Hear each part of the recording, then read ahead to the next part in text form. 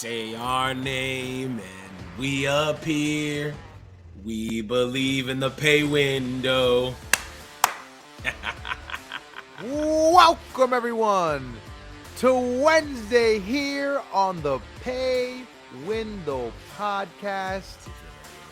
Shout out to the Sandbox Podcasting Network. Shout out to them. The TSPN, that is Fuego, by the way. When I got on, I noticed that, and I was like, yo, shout out to them. I love the new look. Yes, sir. Yes, sir. It's a fire little logo we got up there. So now the Sandbox Podcast Network is always up there for us to remember, so we don't forget that we need to say that part. Absolutely. So yeah, we're good to go. So it is the Pay Window Podcast. It's your boy Vernon Somoza. Yep. Oh, am I wrestling manager? Oh, okay, go ahead. Keep going.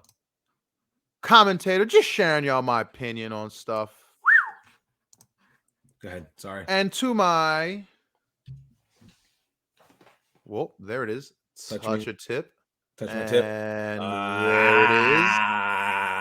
My boy, Frank Champion. Frank Champion, what's happening, my boy? I am the whole effing show. I just thought of that right now. The whole feels original effing show. You like the thumbs? Do you like the thumbs? I thought of that the other day when I was in the shower. I was like, man, if I take the thumbs and point it to myself and say whole effing show, I think that'll be it's a heater. It's a heater. It's a heater. It feels like it's a heater. I think that gets over with the fans, brother. How are you? Yeah, it's me, Frank Champion. I am current. Should I go get the belt like an M word? I got to do a duck already. Man, cut that. Golly. We ain't even started. We're not even that far into the show when you're already saying 2 minutes in and I got a duck. I'm saying. Whack. It'll come. Okay, so like I was saying, should I go get the belt? No. Why not? Current, reigning, defending Northeast Championship Wrestling Tag Team Champion of the world, Frank Champion. I don't know if it's of the world. We don't defend it everywhere. Wow. We only defend it in like two towns. And that, for those who don't know, is The Sickness Continues. What? Oh man. Look, I didn't politic my way into like the belt. I said, The Sickness Continues, folks. I didn't politic my way to the belt. They just said, hey, putting the belt on you. And I said, I'll carry the company on my back. All right. What you don't see is the sandwich board that he's wearing that says vote champion on the front and the back. Is politician. He's a locker room politician. I've ever heard of one. Election day was yesterday. So I had to win some votes. Exactly. To get over. Locker room politician Frank Champion. Don't let that be a lie to y'all saying he doesn't politic. I'm sure he was politicking every day, hitting up the promoter, talking about, hey, listen, this is what we're gonna do. Let me win the belt, beat all the guys, beat everybody, and that's it. Yeah, that's the story. That's the gimmick, and then that's the gimmick. And then I beat everybody. That's how it works. That's how it works. Frank Champion, part-time professional wrestler, full-time trainer, full-time wrestling fan, full-time M word. Is that okay to say? There we go. Yeah, man, coming out hot. I said M word. Am I not? Are we not, Vern? So you know what? Can I tell you something? Sure.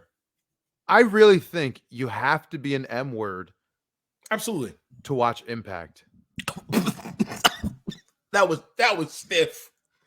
You know what? We've been doing this now, right? We've been doing this challenge now for a month. We've kept our word. We've kept up. The month is up. The month is up. Yep. And we've got to talk about. We're going to run through the results. We're not even going to run through the results because it's just like we have to. So we will. Right. Just to be right. You're right. To be fair and to have commented on and given a little thought on everything. Sure. But overall, right? I got to be honest. Just I don't get it. You watch the show and like you'll see something random that'll be like, okay, that was pretty cool. That was different. That was like they 100% offer you something you don't get everywhere. Like the way they shoot it, the music, the way they do promos, all that stuff is unique. The production. I love the production. I love the production and the way they shoot it. It's very alternative to what everybody else is doing right now, and I'm okay with that. But just in terms of like the stories and like I try to get like what Lance is saying, that it's different, it's an alternative, and it is. Oh, it's different, all right. But it's different. It's different in the way that like Long John Silver's is different than every other fast food restaurant. Doesn't mean you want to go eat fast food seafood. Correct. I don't want Filet-O-Fish. I don't want a fish sandwich from Long John Silver's either. So like it just I don't. I'll say this. I definitely have a much more informed view of Impact, where I'm not just saying like, oh, Impact's the worst, raw, LOL, TNA. Yeah. Right. Because I've watched it and I can say, you know what? Impact is swinging every week. They are swinging for the fences. They're literally swinging for home runs every single time. Oh, they're trying. They're 100% trying. It's like watching the home run derby, where it's either going to be a home run or it's an out. It's an out, brother. And you can watch. And how many in a home run derby, right? Yeah. If a guy doesn't swing, how many pitches do you got to watch? Right. It's come on, rough. champ. Take a swing, champ. Anytime. I figured it out, though. Impact Wrestling is the black licorice of wrestling. That's when I think about it, and think about this, right? Black licorice, objectively, black licorice isn't bad. It's just a lot of people don't like anise, right? Anise is the flavor that anise, right? That's right? What they use, right? Correct. But anise, it's like the cousin of cinnamon, anise, right? Yeah, and it's aperitif or whatever. It's supposed to be after food. So there's a whole bunch of people that do like anise to sip on afterwards. Yeah, so, yeah. And black licorice is everywhere. Where does black licorice not exist? Like black licorice is weirdly, we all say we hate it. I can't stand black licorice. My wife loves black licorice. It's always in a jelly bean bag. Yo, facts. When the kid came from home from Halloween and there was Twizzlers, my wife was immediately digging for the Twizzlers. And I'm just like, who eats licorice? It's literally wax rope. What are you doing? That's TNA? That's Impact? Impact is the freaking black licorice. Or licorice, you could say just licorice. Just licorice, period. Because if you're not a fan of plasticky rope candy, then yeah, I guess even the red one that tastes like cherry air fresheners. Tastes like a candle. It tastes cherry air fresheners. Bro, but there's a market for it, right? But there's a market for it. And there are people who swear by Red Vines and Twizzlers. There are people who swear by gag. Impact. Talking about this. I'm about to I have been to the basement to read things that are like Impact. They talk about Impact in the basement? Of course they do. What am I talking Impact's the best wrestling nobody watches because you're too hung up on the big two, which is the big what? The big one and the other one? The big one and the other one. That's what you're talking about. The big one and the other two, AEW and New Japan. That's what you mean. Actually, I meant AEW and New Japan, friend. What did you mean? Oh, those are I sincerely apologize. Fed bad. Let me tip my fedora, good sir. I meant the only real. How's my beard looking? Is it a little too shaved? All jokes. It's just. I get why it's there, right? You know how we always go back and forth, like, how is it still in existence? But because they're here, it definitely has a space. Like you get to watch men and women kill each other freely. You get to watch guys do choreographed matches that look really cool sometimes, and it doesn't look as bad. You get to watch guys show up one week, disappear the next, show up the next, be part of a group. You just reminded me on how they started the October 27th show, which I was like, what? Can we get to the results, please? Because you've talked about it enough. I 100% Let's talk about the black licorice. Let's talk about black licorice. Just like AEW, I've said it here before. Just like AEW, I want to see Impact succeed. Yeah. No matter what. I don't want people to think we're just throwing slander. Impact will always succeed. I'm sorry. No Impact matter what, as long as the Owl's involved, Impact is going nowhere right now. Nowhere. He thought it Impact was is over for a while too, but in that weird lane of like, this still exists, and it's just it's in that weird orange, those circus peanuts candies. oh god, those are so bad. Oh my god, you gotta make me Google that. They still exist. They still Orange. exist. I'm thinking of all these weird candies that it's just like, who eats those? Oh, those are so bad. Ugh. But they exist. Aren't they like marshmallow? Oh god. I'm But about to puke. they don't taste like peanuts. Why they look like peanuts but don't taste like peanuts? I'm literally burping. Oh god. That's the worst candy. Oh. Uh, Oh god. it's literally just a sugar Why do they shaped. come in a bulk case, sir? Who would want 20 pounds of this? Oh, don't you show children enjoying that? Don't you? Nope, we're out of here. Nope, I'm sorry. Nope, nobody likes circus peanuts. That girl looks concerned. That little girl's like, what am I eating? Oh my god. Talking about circus peanuts, opening match, Mike Bailey, Kenny King. Why don't you like Kenny King? Is this wait, whoa. Why don't you like Kenny King? I've been trying to put. Hold on. Oh no, I'm sorry. That's 11-3. Forgive me. That's 11-3. Let's go to October 27th, sir. Yes, you did. Let's rewind on that. Because that's a preview. That's a spoiler alert. Because all right, opening. Listen, I love Kenny King. First of all, I love Kenny King. But go ahead. Trey Miguel, Allen Angels. Oh, okay. So can I talk about Trey Miguel? Trey Miguel wins it. Tell me about Trey Miguel. What did you like about Trey Miguel? Wish app Ricochet. Why do you say that? The way he moves, his movements is all Ricochet. I watch him. I say this is Ricochet. Not even the way he looks. Okay. Sure.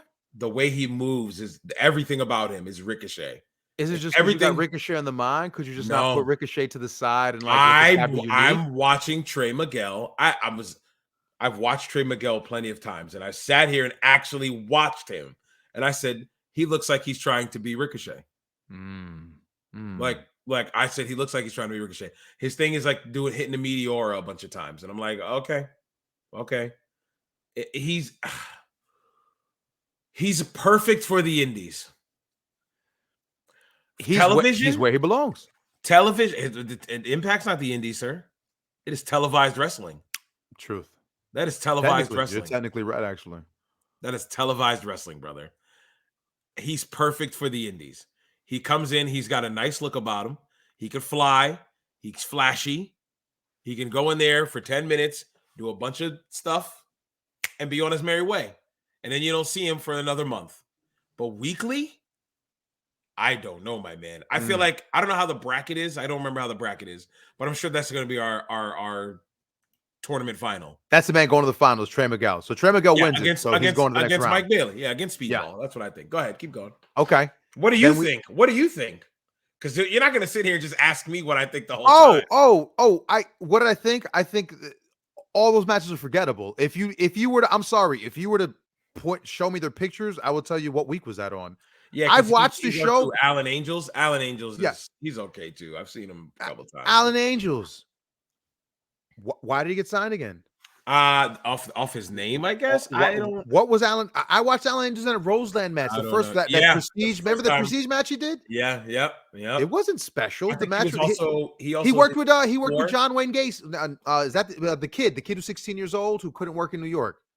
Who signed to AW? What's the name of the kid? Wayne, right? John Wayne or something. Yeah, you liked them. You liked them.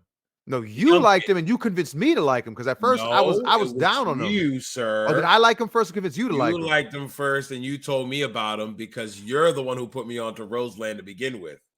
Cut to the tape. Cut to the tape. All right, hold on. We're gonna cut to the tape. Flag on the play. Red flag. Cut to the tape. Cut to the tape. Bro, he's on your first ever indie spotlight. Stop it. Is he? Oh, okay. Let me scroll down. No. Him? Hold on. You put indie spotlight, Prestige, Roseland 2. Not Allen Angels, the other kid, the 16-year-old kid that worked Prestige. I feel like are we not talking about the same 16-year-old We'll have to go back. I mean, there's only one who works for AW. He got signed to AW, and we all were. And I could have sworn you liked him, and you convinced me to like him. No, sir. Go back to episode 1. You know what? I don't like him anymore. Now we had this discussion. I don't like him. Can't say now anymore. You're not a fan. Now you're not a fan anymore. Don't know what his name is. Not a fan. Why? Just because of you. Not a fan. That's it. So I need. Keep going. I'm sure I'm going to say the same thing soon. because Impact was rough. But anyway, but Alan Angels in that match, if he had that match there, he had the same match here. He had the same match on Dark. It's just a lot of the guys in that style of match that borderlines, like, not choreography, but it borderlines, right? Like duck, kick, punch. All right, you go, that go, right? Like lucha pass, duck under, lucha drop pass, down, duck under, leapfrog, right? Tap, you arm go here, drag, you go there. you duck this, sweep your leg, you cover forgot, one. you forgot the arm drag, you forgot the under, shoot. What's next? Yeah. So like Spot fest, that's what we call it. I was trying to think of a way to not say that, right? And I call it a spot fest, but like what it is. Just I get it. People like those high flyers. You see two young guys like that. It's quick. It's the jump. There's a market for it. There's a market for it. That's why it's being done on TV. Yeah. But I just feel like if you've seen it once, you've seen it. You've seen it. You've seen it. That's why I said. That's why Trey Miguel. So I said Trey Miguel gives me Ricochet vibes. He's doing the things that Ricochet was doing when he was in the Indies, PWG, or wherever else. Yeah. I'm like, it's the same guy. It's the same guy. I'm sorry. He's Wish-App version, though. He's a lot smaller, so that doesn't help him. I don't know how tall Trey Miguel is, but he's not a big guy. He was a part of that Rascals clique when MSK was there. Oh. He's 5'9". They used to do these promos. Where there they go. I'll show you them. That was the end of their era here. Whoops, here we go. These three right here. Poor Nash Carter, huh? Guy can't even get a job now. But yeah, that was from what I've heard, though, he's doing a lot better. The homie, after everything he did, the homie's like gone full force in terms of learning about like we covered it. Marks and but like he's like really like grown as a person. So good for him. Good. All right. Moving on. Keep it moving. Real quick, they had the bully segment, the bully and Tommy with Chris Bay to set up that match with Moose and all that nonsense. Tommy and Chris Bay, wanna be in Tommy and Chris Bay. I didn't hate the promo. Okay, so out of all the stories that are happening on Impact, this story probably makes the most sense. It's easy to digest. Nobody trusts Bully. Sure. Nobody trusts Bully. There's things that are happening in around the Impact universe. I'll use that word in the Impact comic book that you can always lean towards Bully being that guy that he's always shown he's been. So it's like, okay, I get that. And people are having trouble trusting the man. Okay, sure. I get it. Easy to digest. I pick it up. I take a few bites. I swallow. It doesn't give me an upset stomach. Easiest thing to digest. The promos are cool. They're a little dramatic, but it's pro wrestling. What do you call it? South Park wrestling. So, but go ahead. Keep it going. I don't know what you guys have anything to say about that, but I didn't mind the promo. Next. I gotta say is next. Sure. We had the it's. Can we get whatever. Joe Hendry? Is it Joe Hendry yet? Yeah, Tasha Steelz next. Tasha Steelz worked. She worked with Savannah versus Rachel the Riveter. Is that what that girl's name was? Yes. Okay, she squashed. She didn't even get squashed. Sorry, the girl won. The other girl won because Rachel the Riveter DQ. The heel decided to lose on purpose so that her heater can squash the jobber around. Yes. Because it was feeding time. I didn't get that. I didn't get that because you could have just had your established worker win and still have the heater do what the heater did. Or if you wanted to make it meaningful, let the jobber, the enhancement talent, win and then still get heat on the enhancement talent that you wanted. But instead, you went the complete opposite way. You got your heel disqualified just so the heater can do what she did. I didn't get it. You're gonna say next, aren't you?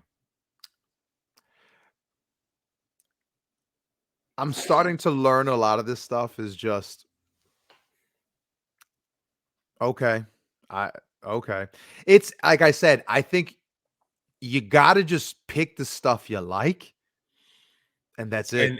And wait, listen. So when I was watching TNA, I would say about 7 years ago, maybe a little more than that.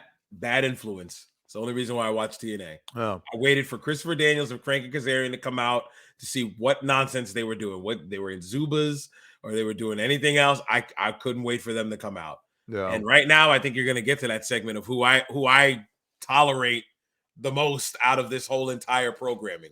Hopefully, you're getting there. All right, we're getting there. Next, that the Chris Bay, Austin, Bully Tommy.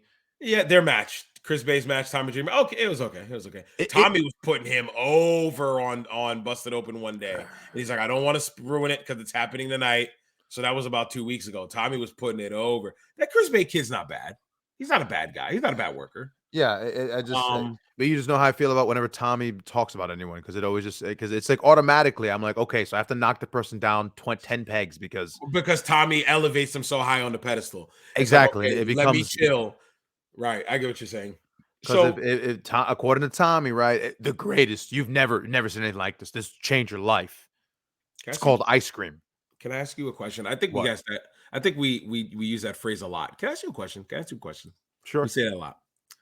What is with members of the Bullet Club that are in Impact? When they come out, it has their own like logo. Like, so Chris Bay is called the Ultimate Finesser. That's his name. The Ultimate Finesser, Chris Bay. Did you see his Tron when he came out? It said finesse. If I paid attention is a better question. I saw it, yes. Did I read it? No. So we're gonna talk about Ace Austin in the next show. And I don't remember what his nickname is, but it had his nickname and it said like my nickname club. I don't remember what Ace Austin's nickname is. But then it had like the hair coming off the skull and then the shades. And I'm like, is that what they do with Bullet Club now? Yes, I'm sure like, so they can brand their own t-shirts. And that's rough. It's now become NWO Black and White and NWO Wolfpack in like 1999. Once like when Stevie Ray showed up in NWO and Horace. Honestly, I feel like it's turned into the keep calm and whatever. Carry on. Keep calm and then do whatever. But the first one was carry on. That's the Bullet Club. The Bullet Club I'm already rolling my eyes because of like the Bullet Club has become keep calm and insert anything you want. Phrase here. It could be Chicken Club, Tire Club, Car Club, and as long as you put the stupid skull logos with the guns and the bullets on the bottom. Oh my god! Is it not? Because I think it's closer to that. It has become not even the NWO. It's just become the keep calm and dude. You could just do whatever stupid joke you want, and for whatever reason, people still lull at that and think it's hilarious. Why are they even using that on Impact TV? The Bullet Club thing, like so. When you hear Tommy talk about it, like I feel like Tommy tries to force it, right? Because he's always like, "Did you check on Twitter?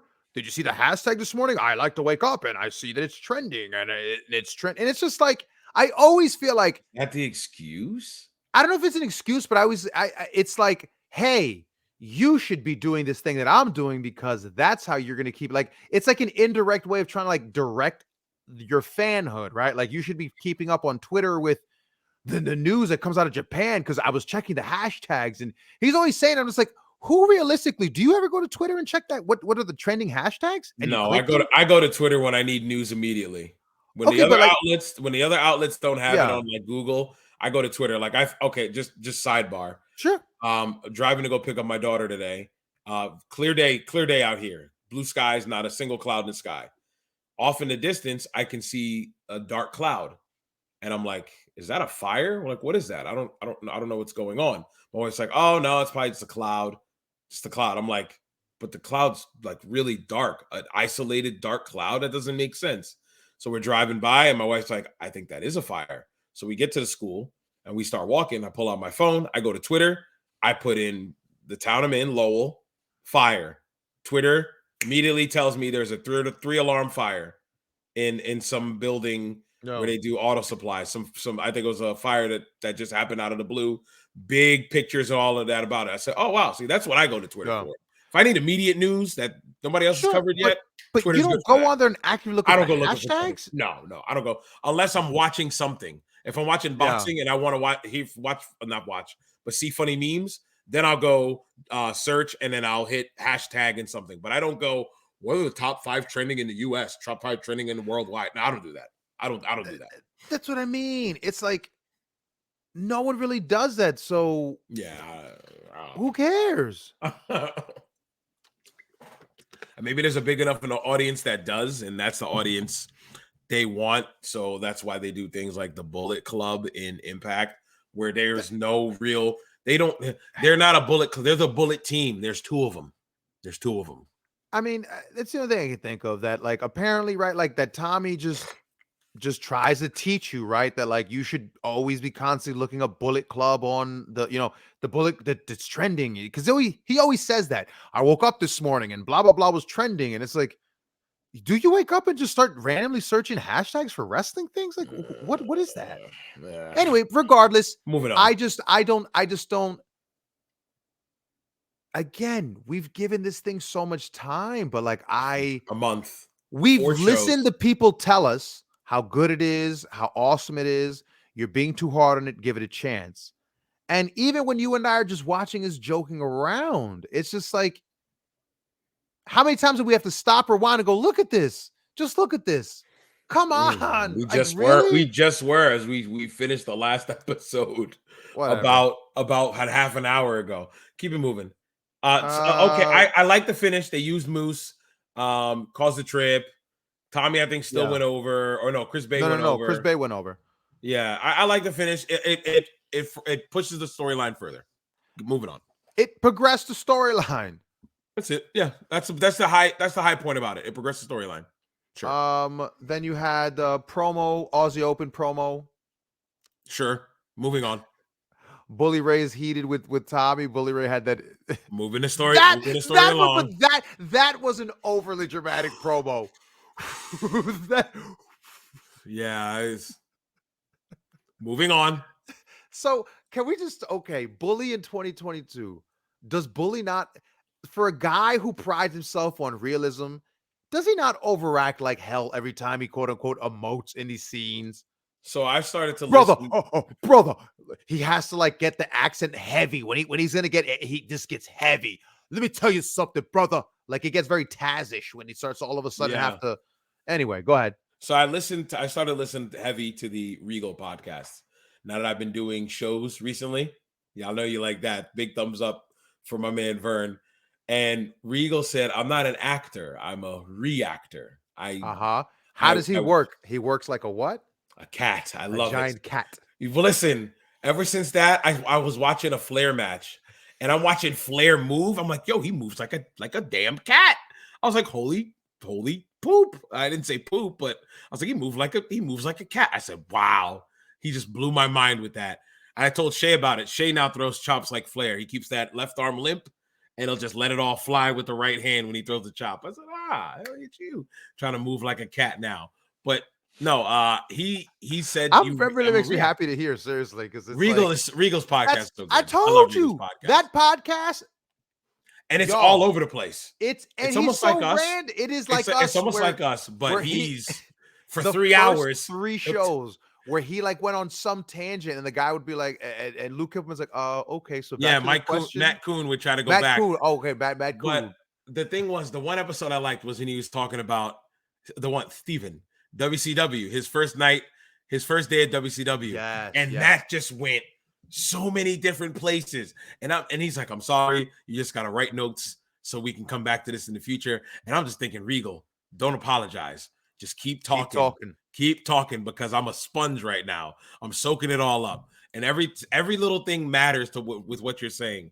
But like I said, he says I'm a reactor. I put myself in the situation, and instead of trying to portray something that I'm not, I just give an honest reaction to it. Mm-hmm. And I'm like, okay, Bully's not doing that. For a person like Bully, the way he critiques all the promos he does on Busted Open, I would have done this, I would have done that. He's doing a lot of the same things that people are doing now on TV. And it's like, okay, Bully. I mean, but I love Bully. I love listening to Bully on Busted Open because he's the only real voice of reason on there. And I'm like, but sometimes, Bully, you ain't practicing what you preach, but it's all good. It's all good. It's the best wrestling. If a tree falls in the woods, all right. If the best wrestling happens on TV and no one knows, okay. Then no Okay, one buddy. knows. Then no one knows, brother. This is how it works. Like I'm a 7-time tag team champion on the Indies. Nobody cares. Nobody cares. Nobody knows, brother. Nobody knows. All right. Like, come on. Yeah. Nobody cares. Let's go. Moving on. We got to kick this thing into high gear. Can we believe Fourth yet? match, Matt Cardona, Brian Myers, Alec. Oh, this thing. Was it Cardona and against Sabin? Yes. Oh, yes. Yeah. It was TV match. It was a solid TV match. Cardona delivers. Cardona delivers every time he's out there. Solid TV match every time. How did we both have the one on deck? Solid TV match. I love it. It was a good TV match. It was because Cardona was in that system long enough to understand how to just go from week to week. Poor Cardona. And keep it moving. Poor Cardona. He's been brainwashed. Fed bad. Doesn't know how to be himself. Fed bad. All right, come on. Go ahead. No. We're not done, but I'm just saying. What else you gonna say about your man Cardona? What I was about to say? No, I was watching. So I was just going through Peacock, and it's just about his physique. I was gonna say I was going through Peacock, and I was trying to look at all the different ECW stuff they have. Because remember, I told you I started watching all the Raws, and I was like, man, I think I'm gonna start watching the ECWs. They have everything from 93 to 99. If you would like, I can provide you the a reconstructed version of it all, where someone painstakingly has re-chopped in the original music where it belongs, cut out and re-edited it instead of using the WWE. Peacock. Yeah. Well, Yeah. That music. Oh, I'd rather that. That'd be cool. So I was looking. They have ECW Hardcore TV all the way up to 99. Mm-hmm. They then have ECW on TNN from 99 to 01. And I was like, oh, that was my childhood. Every Friday night, I didn't go anywhere. ECW on TNN, and then the monster trucks, and then the roller derby right afterwards. Yes, sir. Back when I had to babysit my little cousin when she was living here, ECW on TNN, monster trucks, roller derby every Friday. I can't remember what they called it. It had a name for it. I can't Monster remember. Jam? Monster Jam was the monster truck show. That was that one. But I'm talking about the block, the 3-hour block. I can't remember the name of it now. But I used to love that. I don't remember what TNN used to call it. So then I'm looking. They also have WWE ECW in its entirety. And I was like, oh, I was looking for Sheamus's first match with Goldust, because I was talking to the wife about it. And I saw Zack Ryder, radio Zack Ryder with the one leg. And I'm looking at him then, and I'm thinking of Cardona now. I said, wow, what a transformation. I know that was a long-winded thing to say how different he looks now. Transformation. Cardona now looks like he can eat Zack Ryder. Yeah. With how he looks. I'm like, wow, he definitely invested in himself. That's what I'll say. Gotcha. I'm not trying to say he's on the giz ass, brother, but he invested in himself to look better. And he said that he also made the most money here. Yes. Working the Indies. He did his entire he said his entire WWE contract or something like that. Crazy. And I mean, he was working independent shows with guys I know out here that should not be running independent shows, but I digress. I don't think I showed you that video. I did show you that video. I did show you that video, I believe. He was out in Gloucester. Yes. Yeah, I think I showed you that video. But yeah, we're not going to even mention that. I digress. Let's keep it moving. Next, can we believe yet? Say his name, Vern. No, you said something before about your boy, about Cardona, and now you got me thinking I was going to ask him about it, but now it escapes me. I threw you off, huh? Yeah. Well, we were going on, and oh well. Anyway, next we had that Steve Macklin just attacked. Yeah, random promo with Gail Kim. Do you see Macklin as a top guy? So I've only know Macklin from the 1-2 weeks that we've watched him on this TV. What do you think? I guess I think he used to be in the E, if I'm not mistaken. I don't know who the guy is. He's fine. I mean, they seem to have a lot of faith in the guy because he was in it. Like, he made it to the final 2 with Bully. And he's a major player in the game, it seems I like. don't like Steve Macklin. Why? You know who his partner is? Oh. Deanna Purrazzo. I don't like Steve Macklin anymore. I kid. He was Steve Cutler. Do you remember Steve Cutler in NXT? He was in the Forgotten Sons.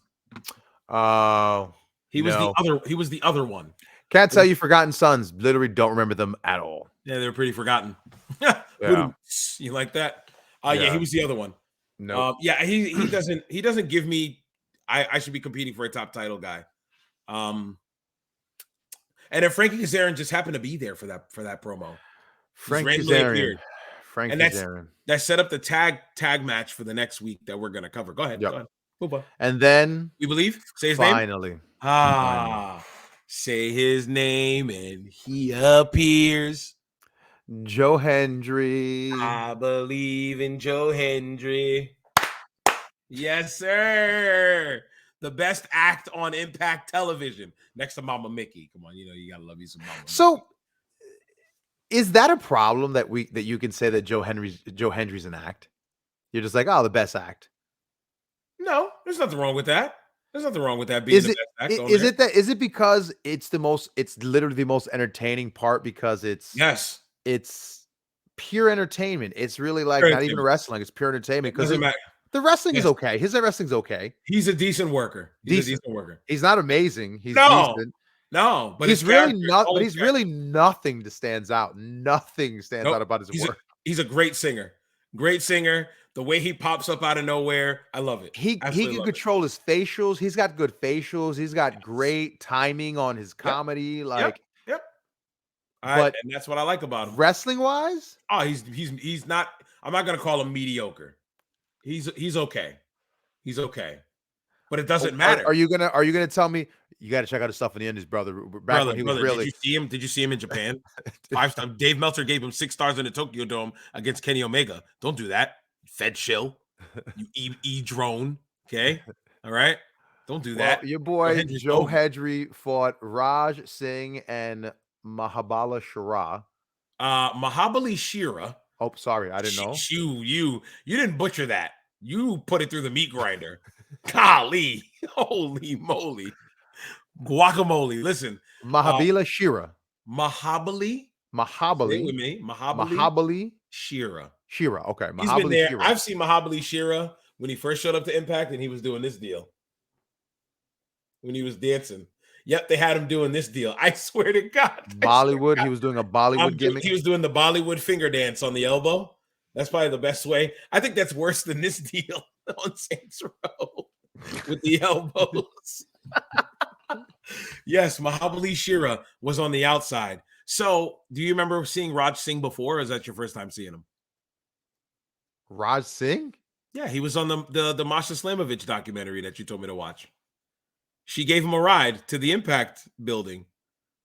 She picked him up from the airport. Oh, how deep did you get into it? I watched the whole thing. I love those now. The Life of?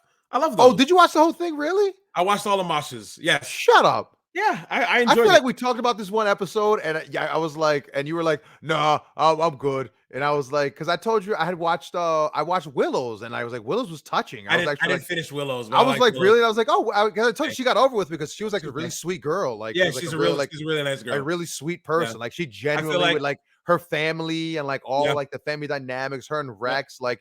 She seemed like she genuinely was a really nice person. I think with Willow, I stopped when she was out on a date with Rex. Okay. They went to Dave & Buster's or something like that. Yeah. And I stopped. I was like, all right, I gotta go. Have you so random tangent then? Because those have been great, by the way. If y'all don't look, IWTV. Fantastic. Love it. Look, here, I'll best $100, best $100 I've spent. That was $100 of well spent money.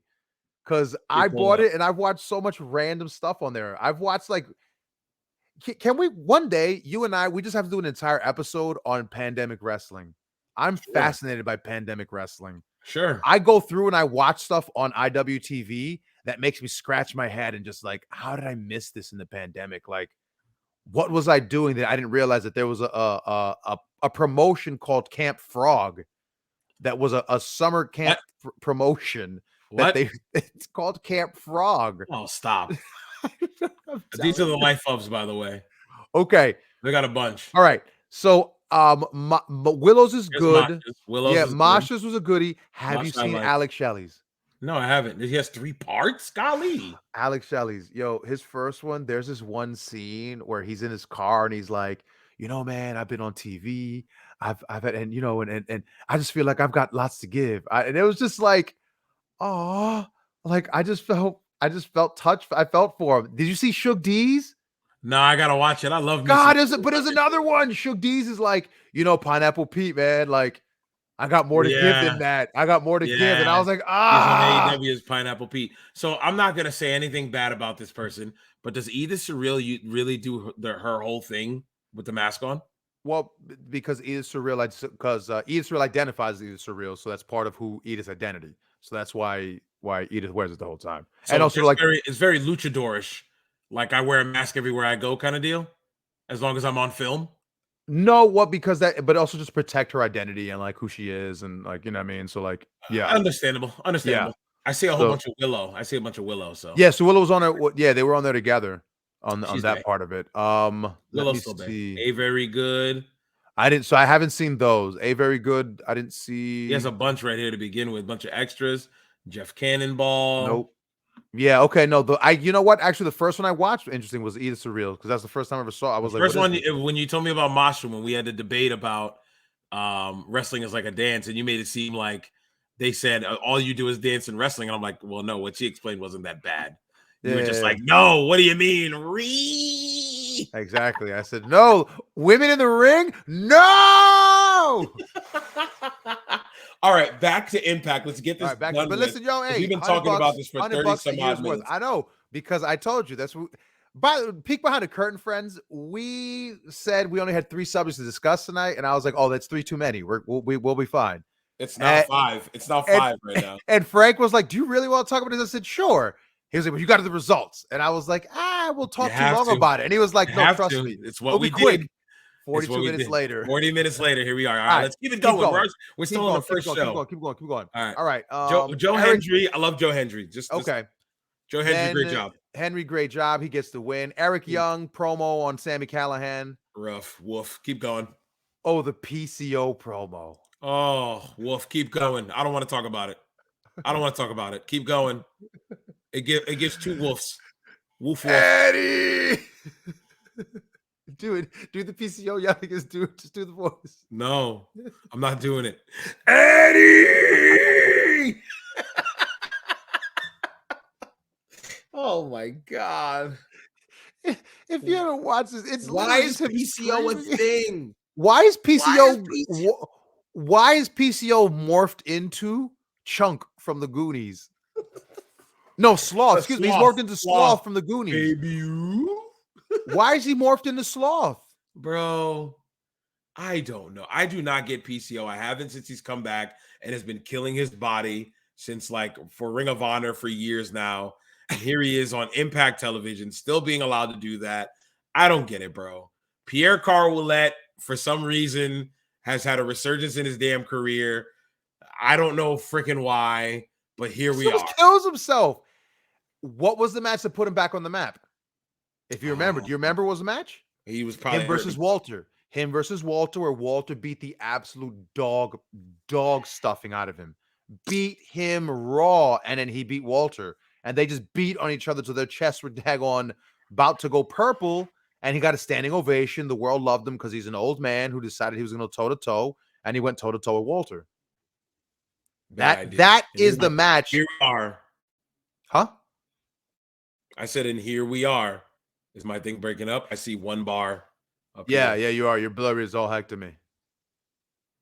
What's going on? Do you remember all those original promos where PCO was with the mad scientist guy and he was like, yes, my monster will be marvelous. Why are we still talking about PCO? Because he was doing Gargamel. He was doing the homie from back in the day. Yes. Yes. Freaking Gargamel. Can we move on, please? Yes. And the main event, PCO. was Jordan Grace, Mickey James, Mama Mickey, and Taylor Wilde versus VXT and Giselle Shaw, 6-woman tag. I enjoyed the match because of Mama Mickey. So thumbs up for me. Love me some Mama Mickey. All right. My And bar is that's staying that. at 1 right here, by the way. So Yeah, I don't know, man. What's up with that? apparently, You're still blurry. well, on my side, I'm clear as a whistle. It just says connection unstable. So if it cuts out, we know why, and we'll just restart, I guess, and then I'll edit it in post. But here we are, 45 minutes in. It's never stayed up here that long. I just full screen. Was that episode? Are we done? Yeah, we're done there. All right, let's let's move on. blast through this. Let's run through this. Blast through this one. All right. Before we do that, sorry. All right, it went away. Perfect. Before we do that, rate it out of 5. This episode. Last show we gave the first week a 2, and then the next week a 2.5. We each gave it an extra quarter, and we gave it a 2.5. What do you rate this week out of 5? This last show, solid 2. This show that just passed, solid 2. 1.5. Really? 1.5. 0.75 for Joe Hendry. 0.75 for Mama Mickey. 1.5 is all I give it. You're not going to give it the extra half for the Bully Tommy match, the Bully Tommy and Chris Bay match. You didn't like that match, and the Zack Ryder TV match. Fine, that's why it's a 2 because it's a quarter for each. Fine, 2. All right. It gets a 2. It gets a 2. Fine. You convinced me. Impact. I'm going to say right now, Impact Wrestling is a solid 2 wrestling. Yeah, out of 5. Yeah. And not out of 10, so that's not bad. 2 out of 5 is not bad. That's good in baseball. It's below average, yet it's better than, like, I can show you worse. Oh, absolutely. You know what I mean? Zona 23 is out there. So no matter what, I don't want that smoke. I don't want that smoke in my life. I don't want them pulling those comments are solely on Frank Champion. That is not the words and opinions and views of Vernon Somoza and my enterprises. Or by the Pay Window and Sandbox Podcast and Network. Those are sole views of Frank Champion. Zona 23, y'all heard. If y'all come with the junkyard with the garbage can full of trash and the glass, that just straight up automotive glass that does not break easily. All right. Moving on. Next week, please. We need to be done. The war between Eddie Edwards, PCO, in a Buried Alive. All right. Cinematic match on TV, and it was like what, like 7 minutes long? Vern, I don't remember. How do you feel about it? I don't know. I was falling asleep when it was on. Okay, wait. Let's just go in order. Please. Mike Bailey, Kenny King. Spot Why do you hate Kenny choreography. King? Why do you hate Kenny King? I don't hate Kenny King. I asked a question 2 weeks ago, you jerk. You're trying to put slanderous words in my mouth. I said, how come Kenny King isn't anywhere else? How come he didn't get an opportunity anywhere else? And then I started really watching Kenny King. Because now, when I was young, not younger, but let's just say years ago, I was watching Kenny King. And I said, man, this kid's good. He's got it. He has the look. He can move. He can work. There's nothing wrong. He can talk. You know what I mean? Like, he's got the whole thing. So now that I've trained, I look at wrestling differently, even more different than when I was just a worker or when I was just a fan. Because now that I train, I sit and I dissect stuff even more. And I'm watching him go through the motions. I'm watching him wait for spots. I'm watching him not do anything in the in-betweens, not to do instead of like we talked about earlier, throwing a punch and missing and reacting, like Regal says, react. If you threw a punch at somebody and you missed, would you go, or would you go and then worry about what's happening behind you, right? That's what you'd be alert. Kenny King is this guy. And it's like, I can see why now. And for a place like the WWE, every little bit of what you do matters. Every little bit of what you do. Even even AEW, because those fans are so fickle and nitpicky, they're gonna tear him apart. They would tear him apart if he went to AEW. Oh, I don't even get this Kenny King guy. Why is he even here? He should have just stayed. I mean, I guess Ring of Honor. That's the AEW fans in the basement would rip him apart, and you know they would. I watched Kenny King work Mike Bailey. And I was like, I sat there and they opened the show. I said, ooh, okay, this one should be good. And I watched and I said, I do not like this match at all. And not at all. What say you? What say you, Vern?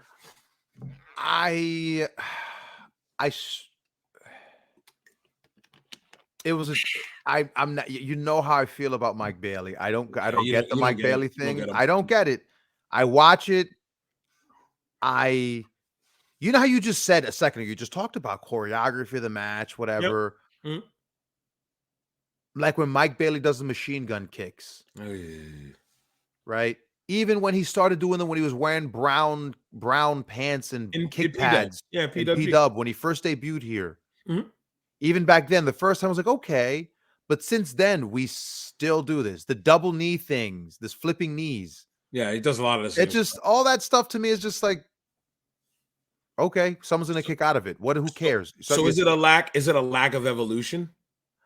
I don't know. It's a lack of evolution, or it's just like the style, like the way, the look, the style he works, like all of it to me just feels so dated. It just feels like, because remember, he was 5 years he had to be out of the country. Yeah, and I just feel like Mike Bailey still reminds me of the same Mike Bailey he was when he wrestled at PWG before. When he won Bola. And I'm not gonna pretend to be like, oh, I've followed him, so clearly I'm informed. I'm not. I've only seen a handful of Impact stuff, and when he won Bola, and when he debuted at PWG back in the day.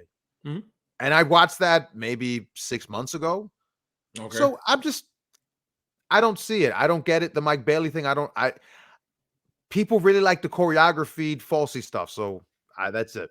Yeah, not for me. That match, I was expecting a lot better, and I didn't get it, and it kind of was disappointing. Very disappointing. What's the word to put it? Disappointing. Two guys I was fond. Excuse me. I was fond of, and it was just disappointing once I started to watch it and break it down. I'm like, oof. This is all right. Next. Here's what to break it down, because I know you were so happy when you saw it. When you saw the Motor City Machine Guns talking a walk-in weapon, they were trying to Josh Alexander, the little promo they did backstage. Or my man Saban is always in the damn Alex Shelley's always in this. Why is he always in a shirt and tie dressed like John Wick?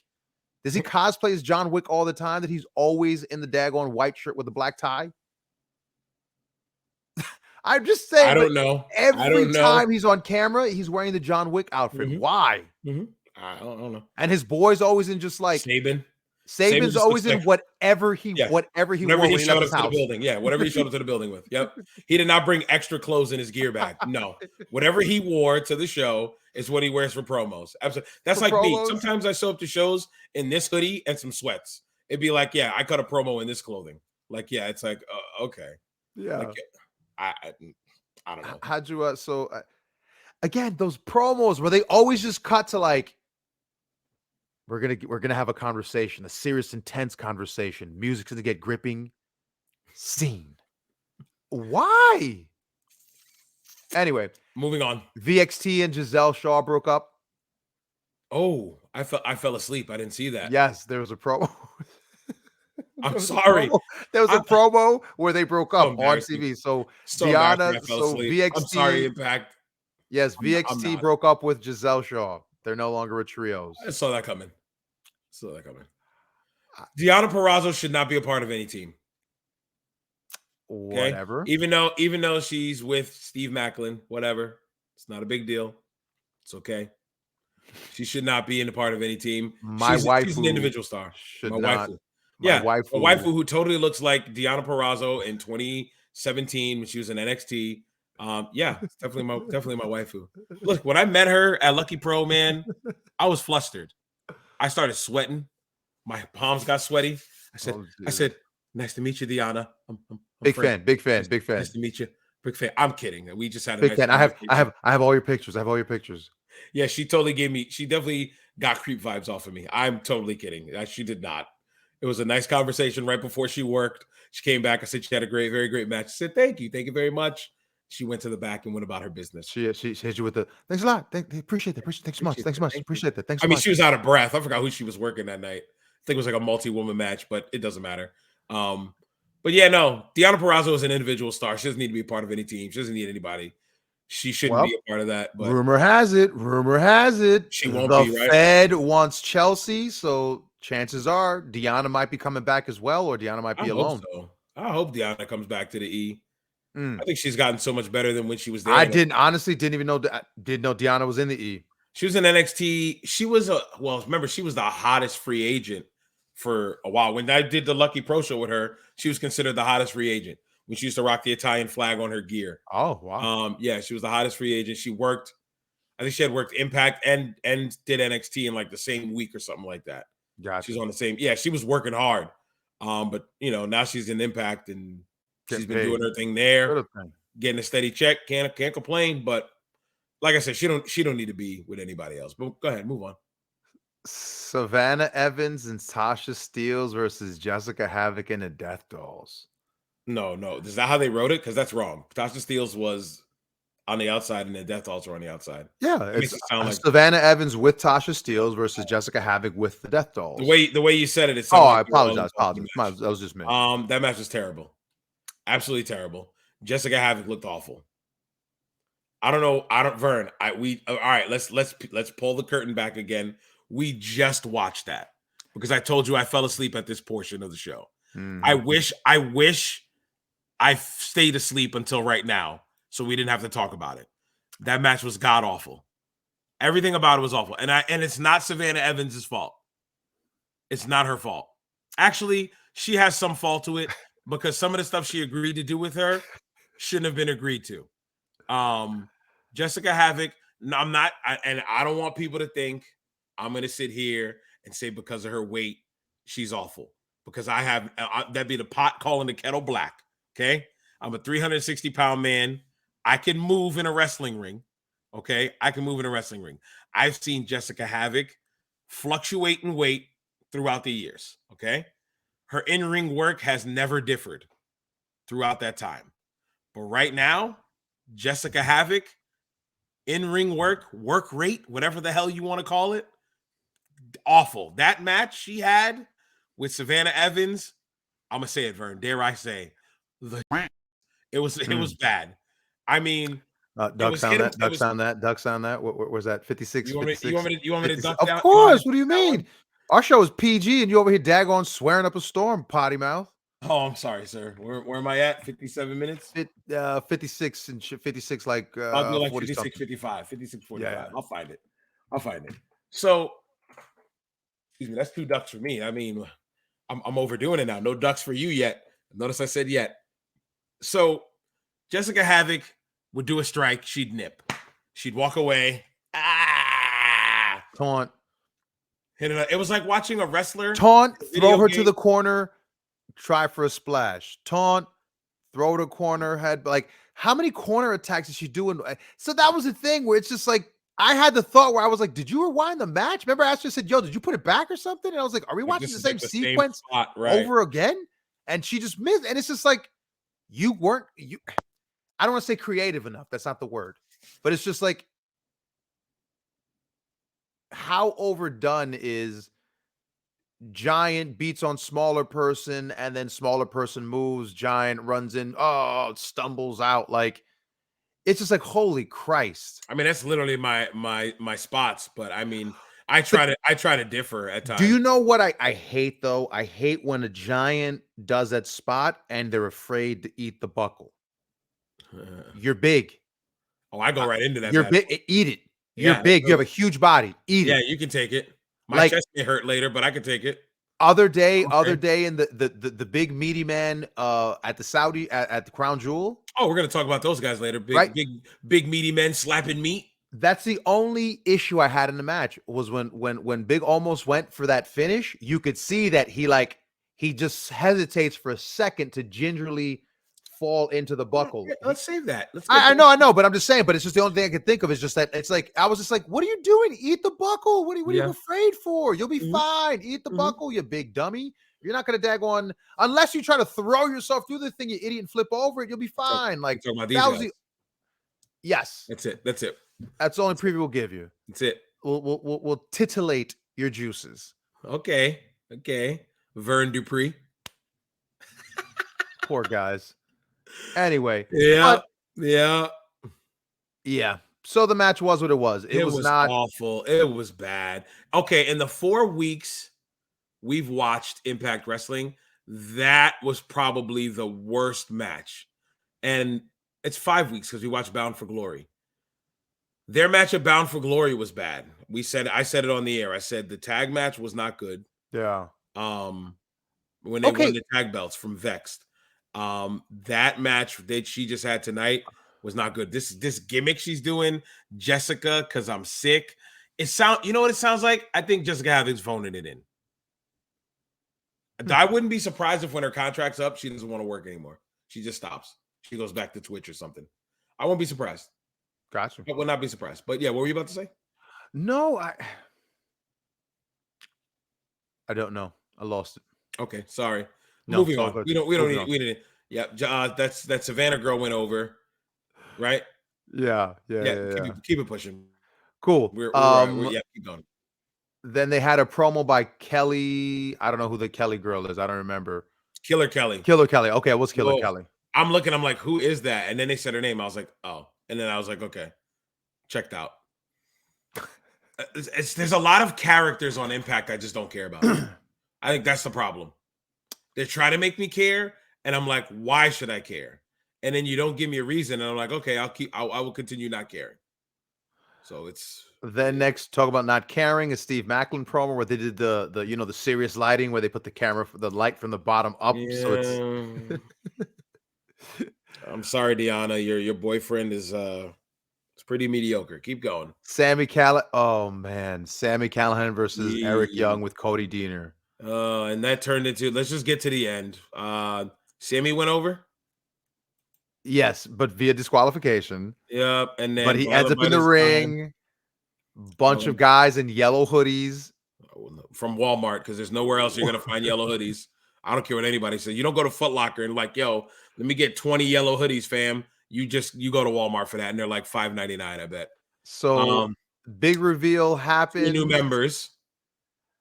Violent by Design gangs up on Callahan, and Deaner reveals new members, Alan Angels and Big Con. I almost fell asleep there. I'm sorry. If you heard a lot of rustling. Is that his name? Big Con? Connor? That's his new name now. Connor from the Ascension? Connor from the Ascension.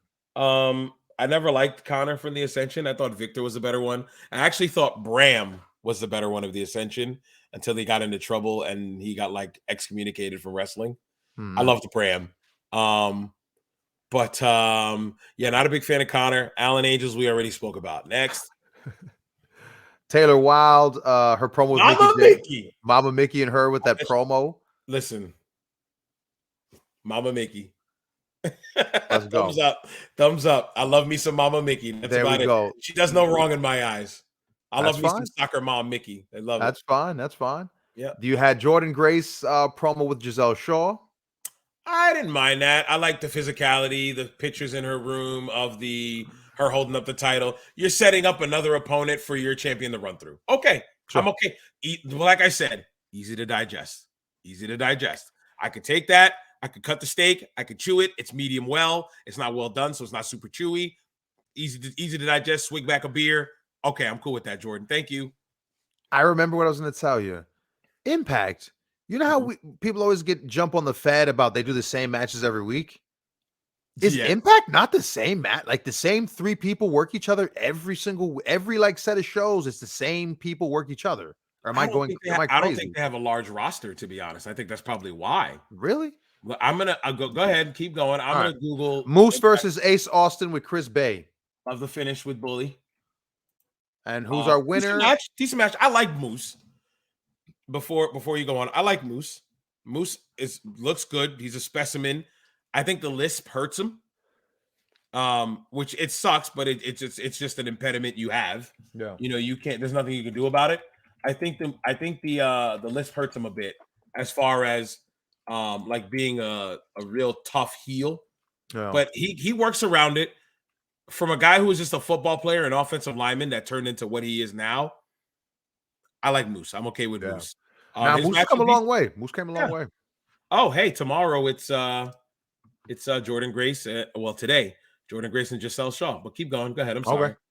Then you got them.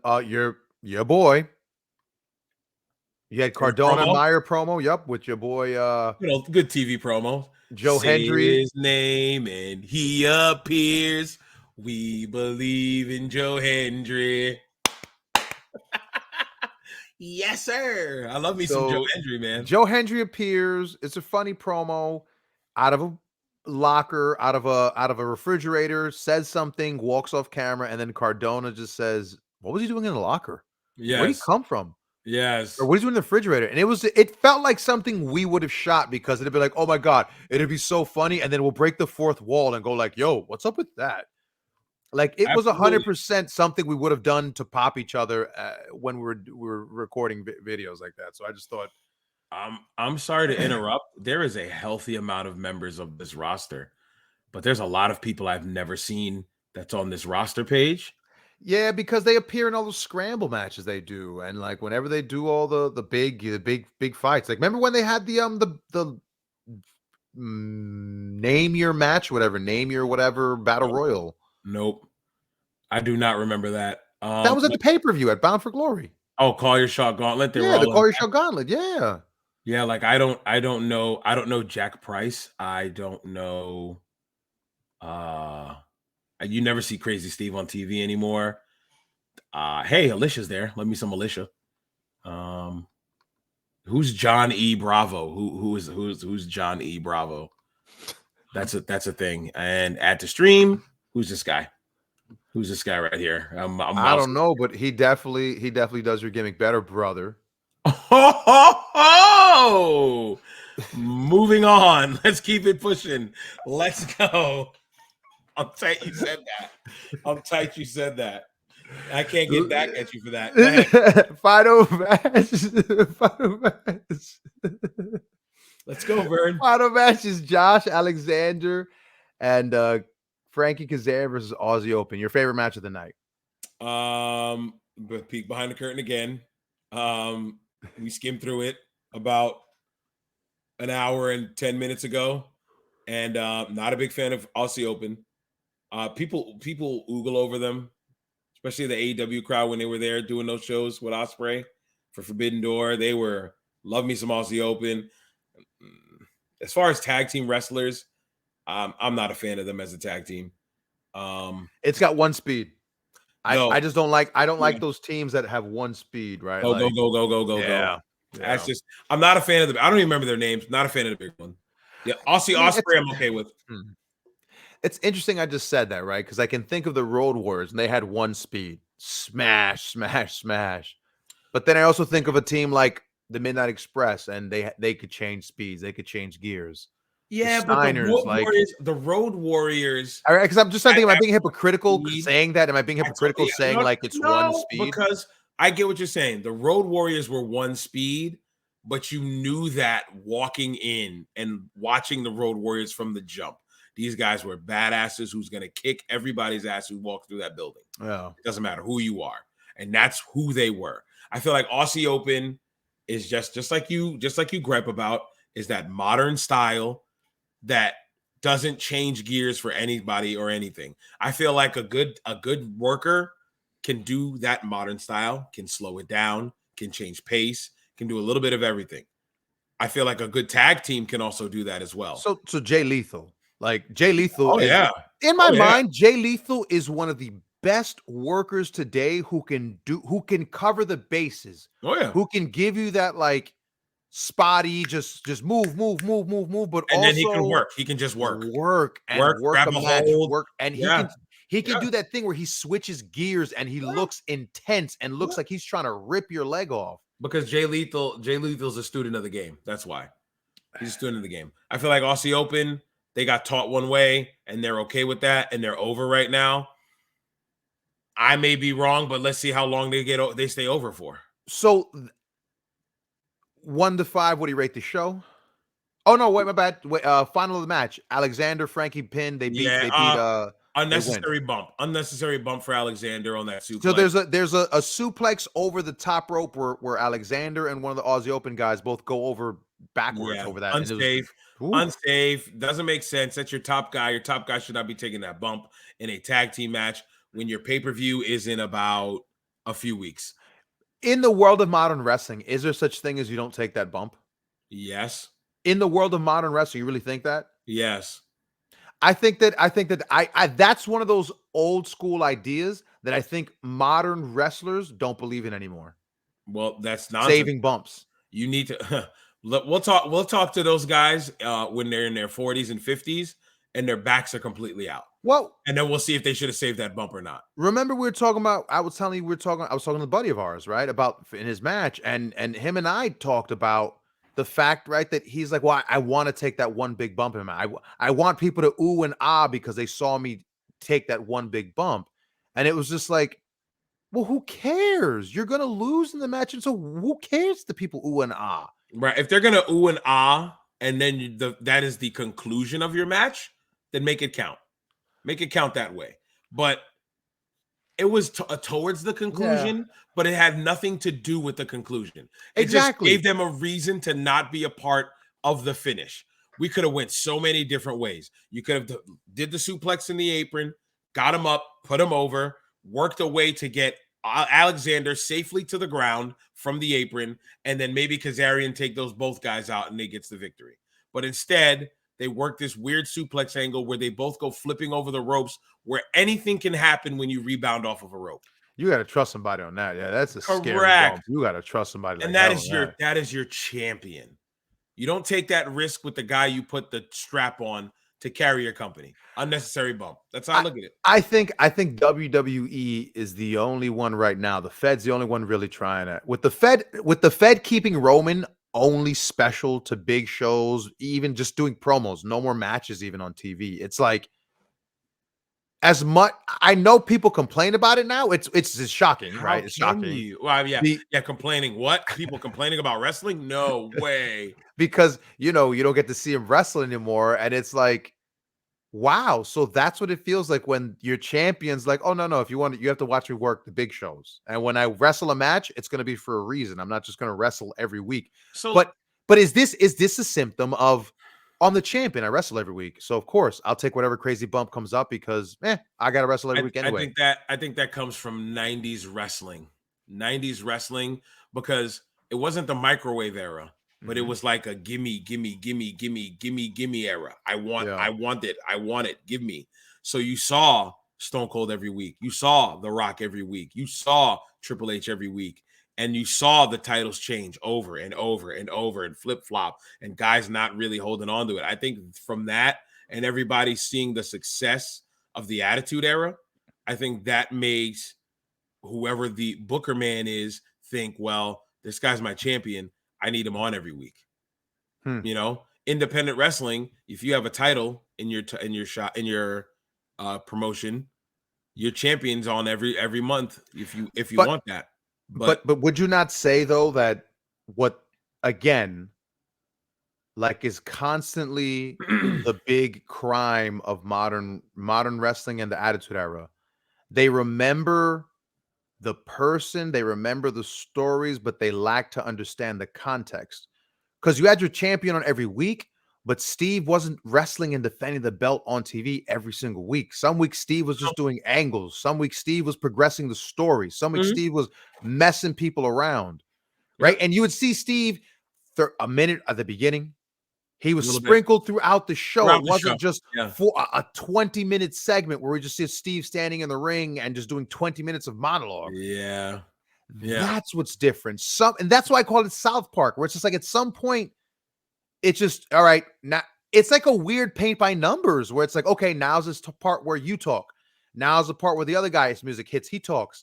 Now's the part where the third party interrupts and beats up. And so, well, you two guys fight, but that third party who's independent of you two interferes in the match, creating a third party, which now and it's just like, why? I'm already confused. But that isn't that how booking is now though? Booking's all like, okay, well, you fought him, but you screwed him, so that means you guys are mad at each other. And it's like, why is it so overly complicated? You're overly complicating why don't we just fight about something we both understand? Like, we're fighting over a girl, we're fighting over money, we're fighting over something we can both get. Conflict. I think I'm better than you.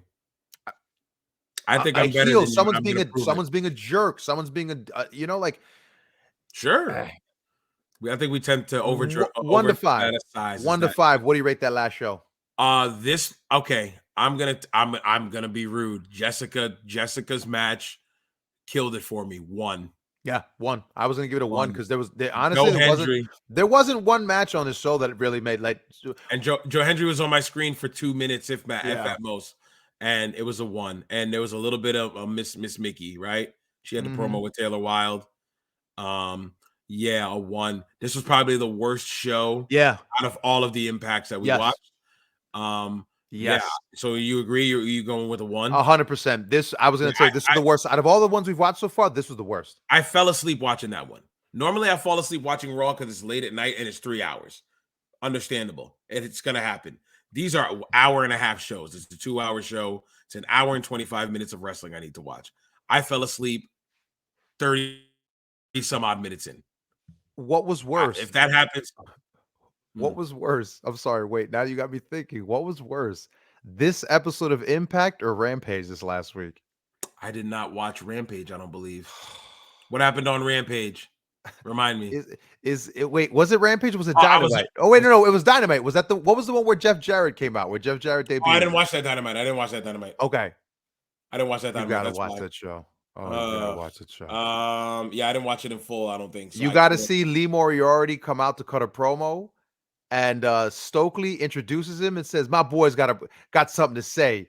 And this Keith, not Keith Lee. What's his name? Swerve? No, not Swerve. What's the kid's name that he's that Tiger Style? What's his name?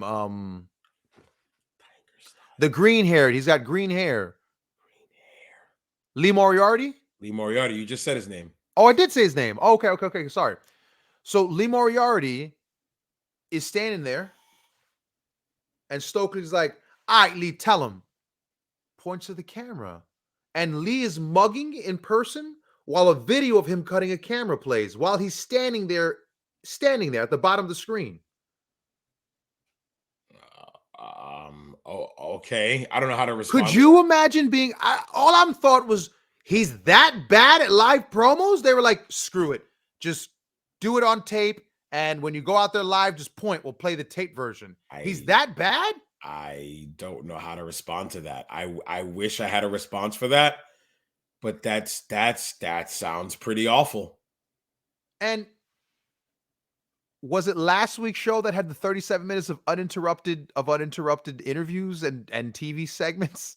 I think that was a few weeks ago. Or whatever. That was a few weeks ago. It was just like promo after promo and no commercial for like 30 some odd minutes. Yep. Yep. Instead of, and then when a wrestling match came on, we'll be back. You stick around in picture. Oh, so you gave us 37 minutes of promos, but now I want to finally watch wrestling. So then then I'll revisit this with you on if you would say this was bad or was Dynamite or was that Dynamite where Jeff Jarrett debuted the worst? You know what? Is that Dynamite? I'm guessing. I think Dynamite was probably better no matter what. This episode of Impact was awful.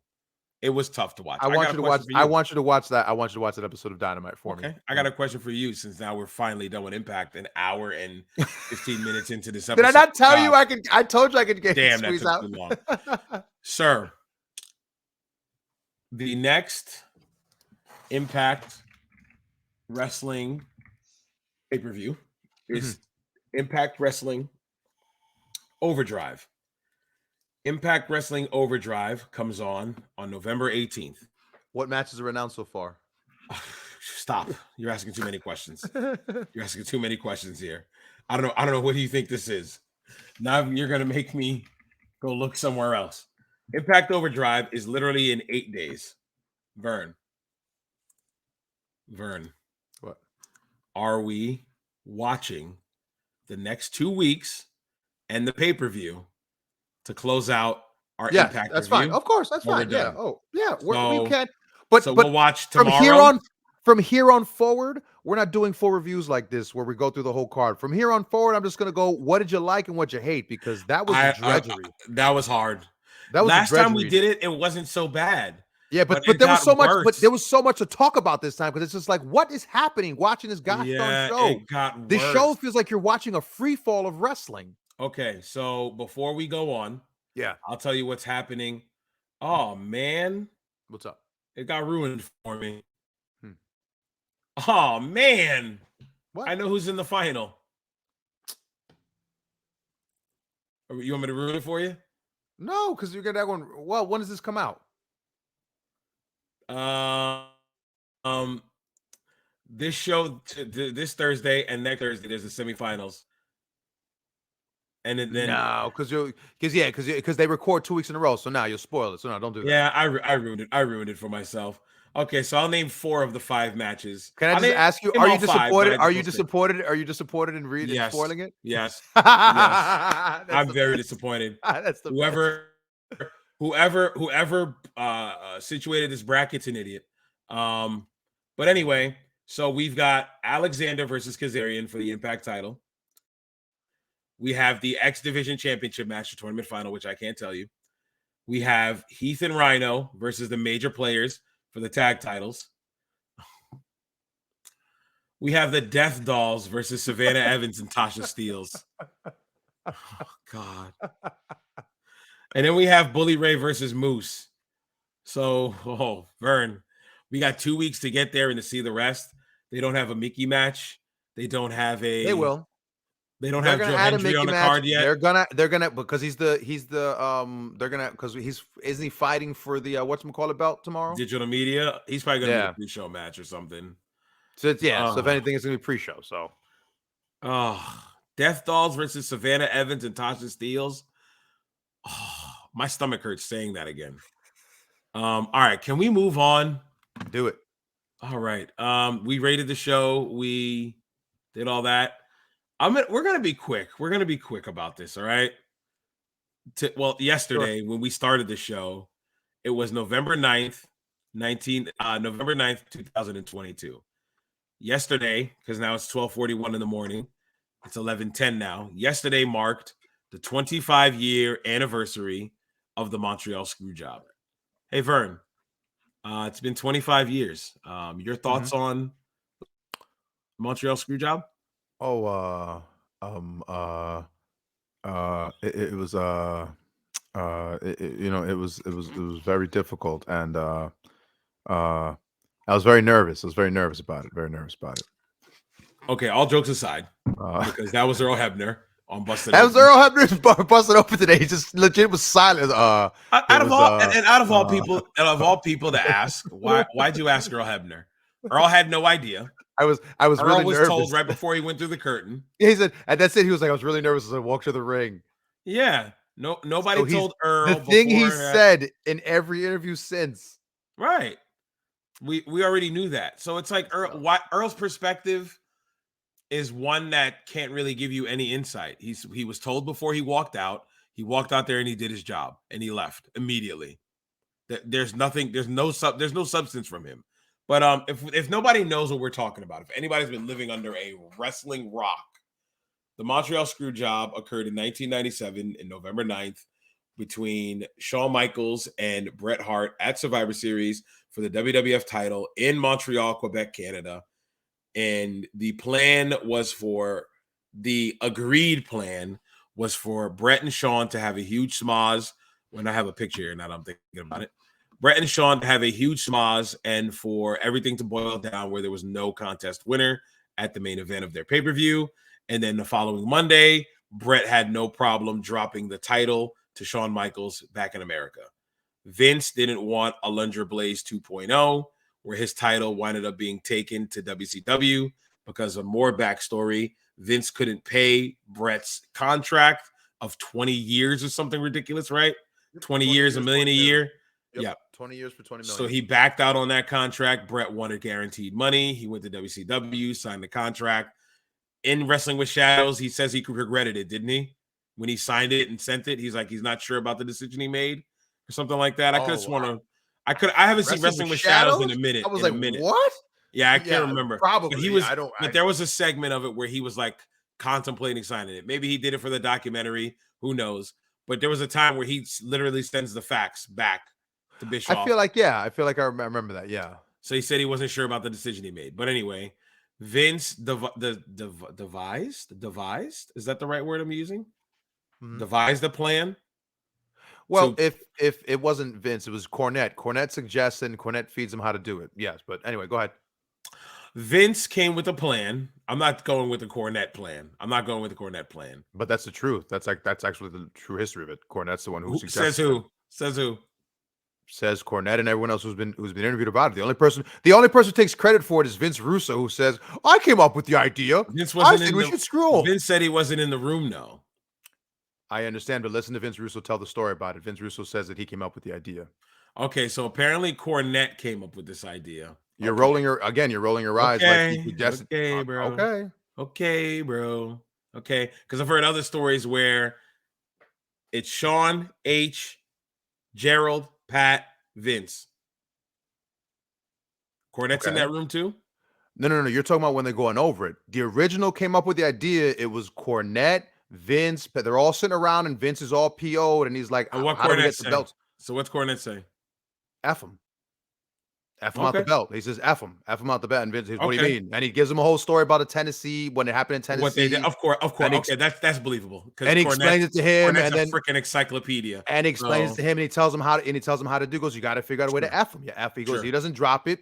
F him. Yeah, F him out the belt. We'll roll with that one. So Cornette comes up with the idea. Vince brings it to the table of the the four other guys that I mentioned. Tells Sean to not take any heat, put the heat on himself. What happens is that Vince and company set up a plan to take the belt away from this man right here, Bret Hart. That's a great shot. The plan that was agreed to between Bret and Vince, which is on film for Wrestling with Shadows, because Bret mic'd himself up, hidden like a wire, like a snitch. Bret winds up agreeing that he'll slap on the sharpshooter. Sean will slap on the sharpshooter as it's done here. And Bret will try to reverse as he's trying to do here. I can't point on the mouse because you can't see it.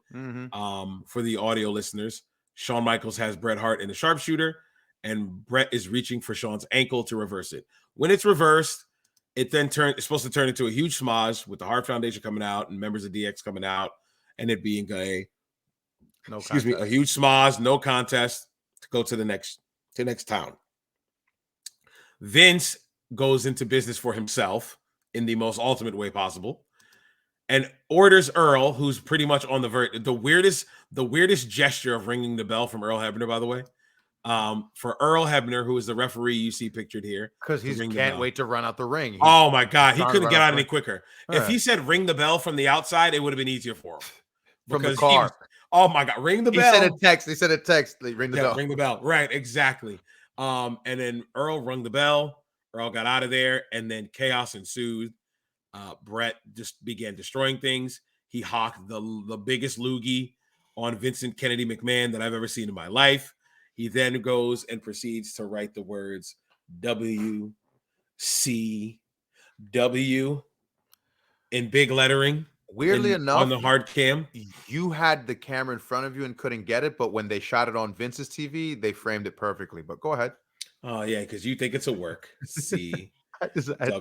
R.I.P. Scott Hall, because that's Scott Hall always said. R.I.P. Scott Hall. He always thinks it was a work. But anyway, that went down. Vince got a lot of flack for it. Bret punched Vince in the backstage.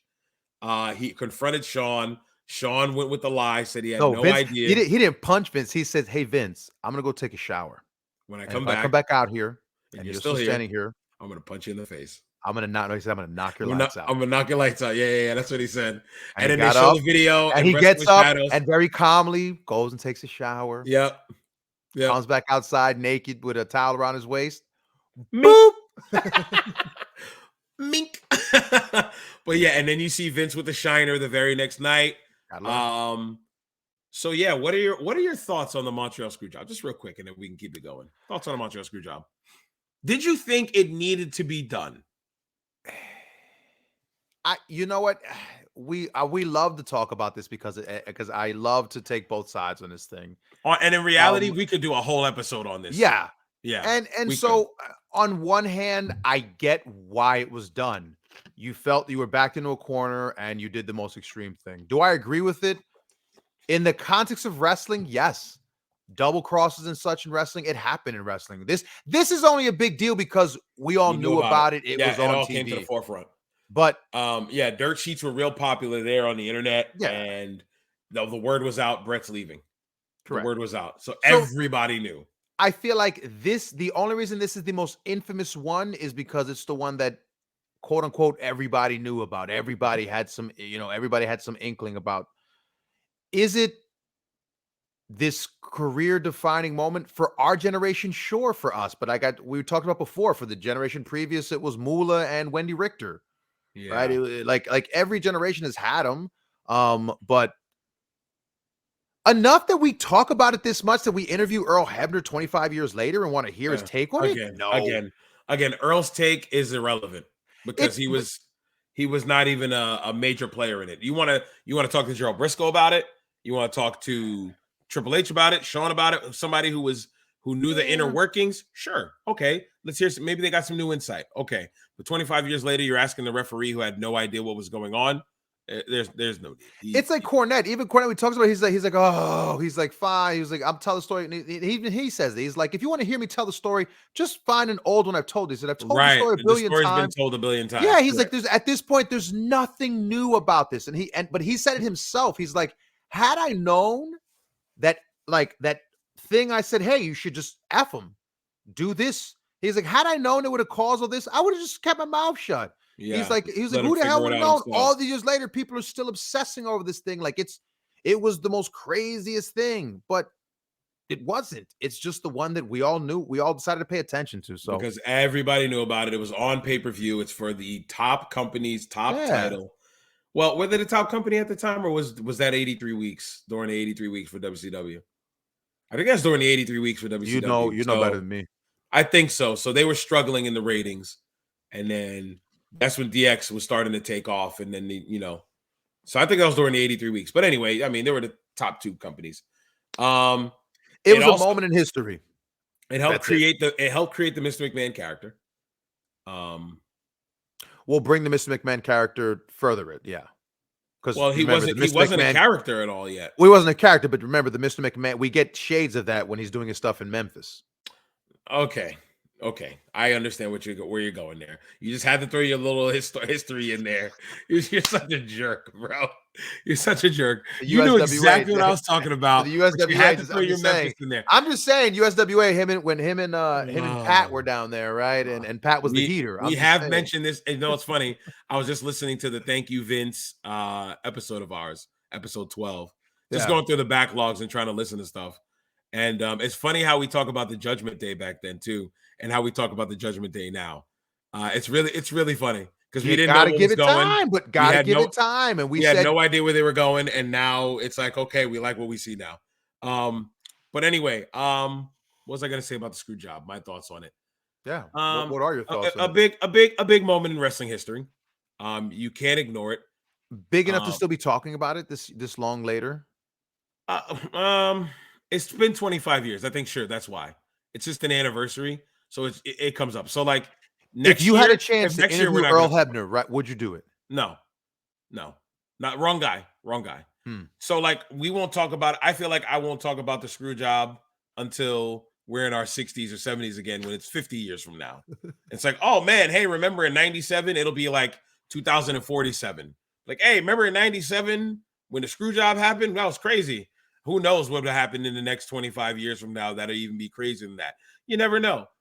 You never know. But it's just it was insane because it blurred the lines. It blurred the lines between work and reality.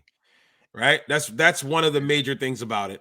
Because kayfabe was still kind of, there, even though the curtain call, everybody was starting to, hey, this thing's a work, and it's okay to call it a work. But Secrets of the Ring came out, you know what I'm saying, and all that. But now we talked about that. Don't you remember? We talked about that though, about the curtain call. Remember, in its time, the curtain call wasn't that big of a deal. In retrospect, it became a big in retrospect, deal. But at its time, the curtain call wasn't that big of it. Not like the magazines were all reporting, "Oh my God, kayfabe was broken." To that New York crowd, kayfabe was broken, but it wasn't. It wasn't. If nobody filmed the curtain call, if that guy didn't film the curtain call, it wouldn't have been talked about because none of the magazines covered it, so nobody would have talked about it. I think that's what makes this thing so big of a deal because it happened in front of a live audience on pay-per-view. People paid $30 to watch this show, which is the equivalent of $60 now, maybe $70 now. They paid their good money to watch this, and this is what happened, and it was real. I mean, most people think it's real. It's kind of like that Muda Halloween Havoc moment. Where, remember, Muda spits the mist on the burlap sack on the was it Terror Dome match where they had the electric where they electrocuted Abby. Do you remember at the beginning when the burlap sack catches on fire? Muda goes up and he puts out the fire.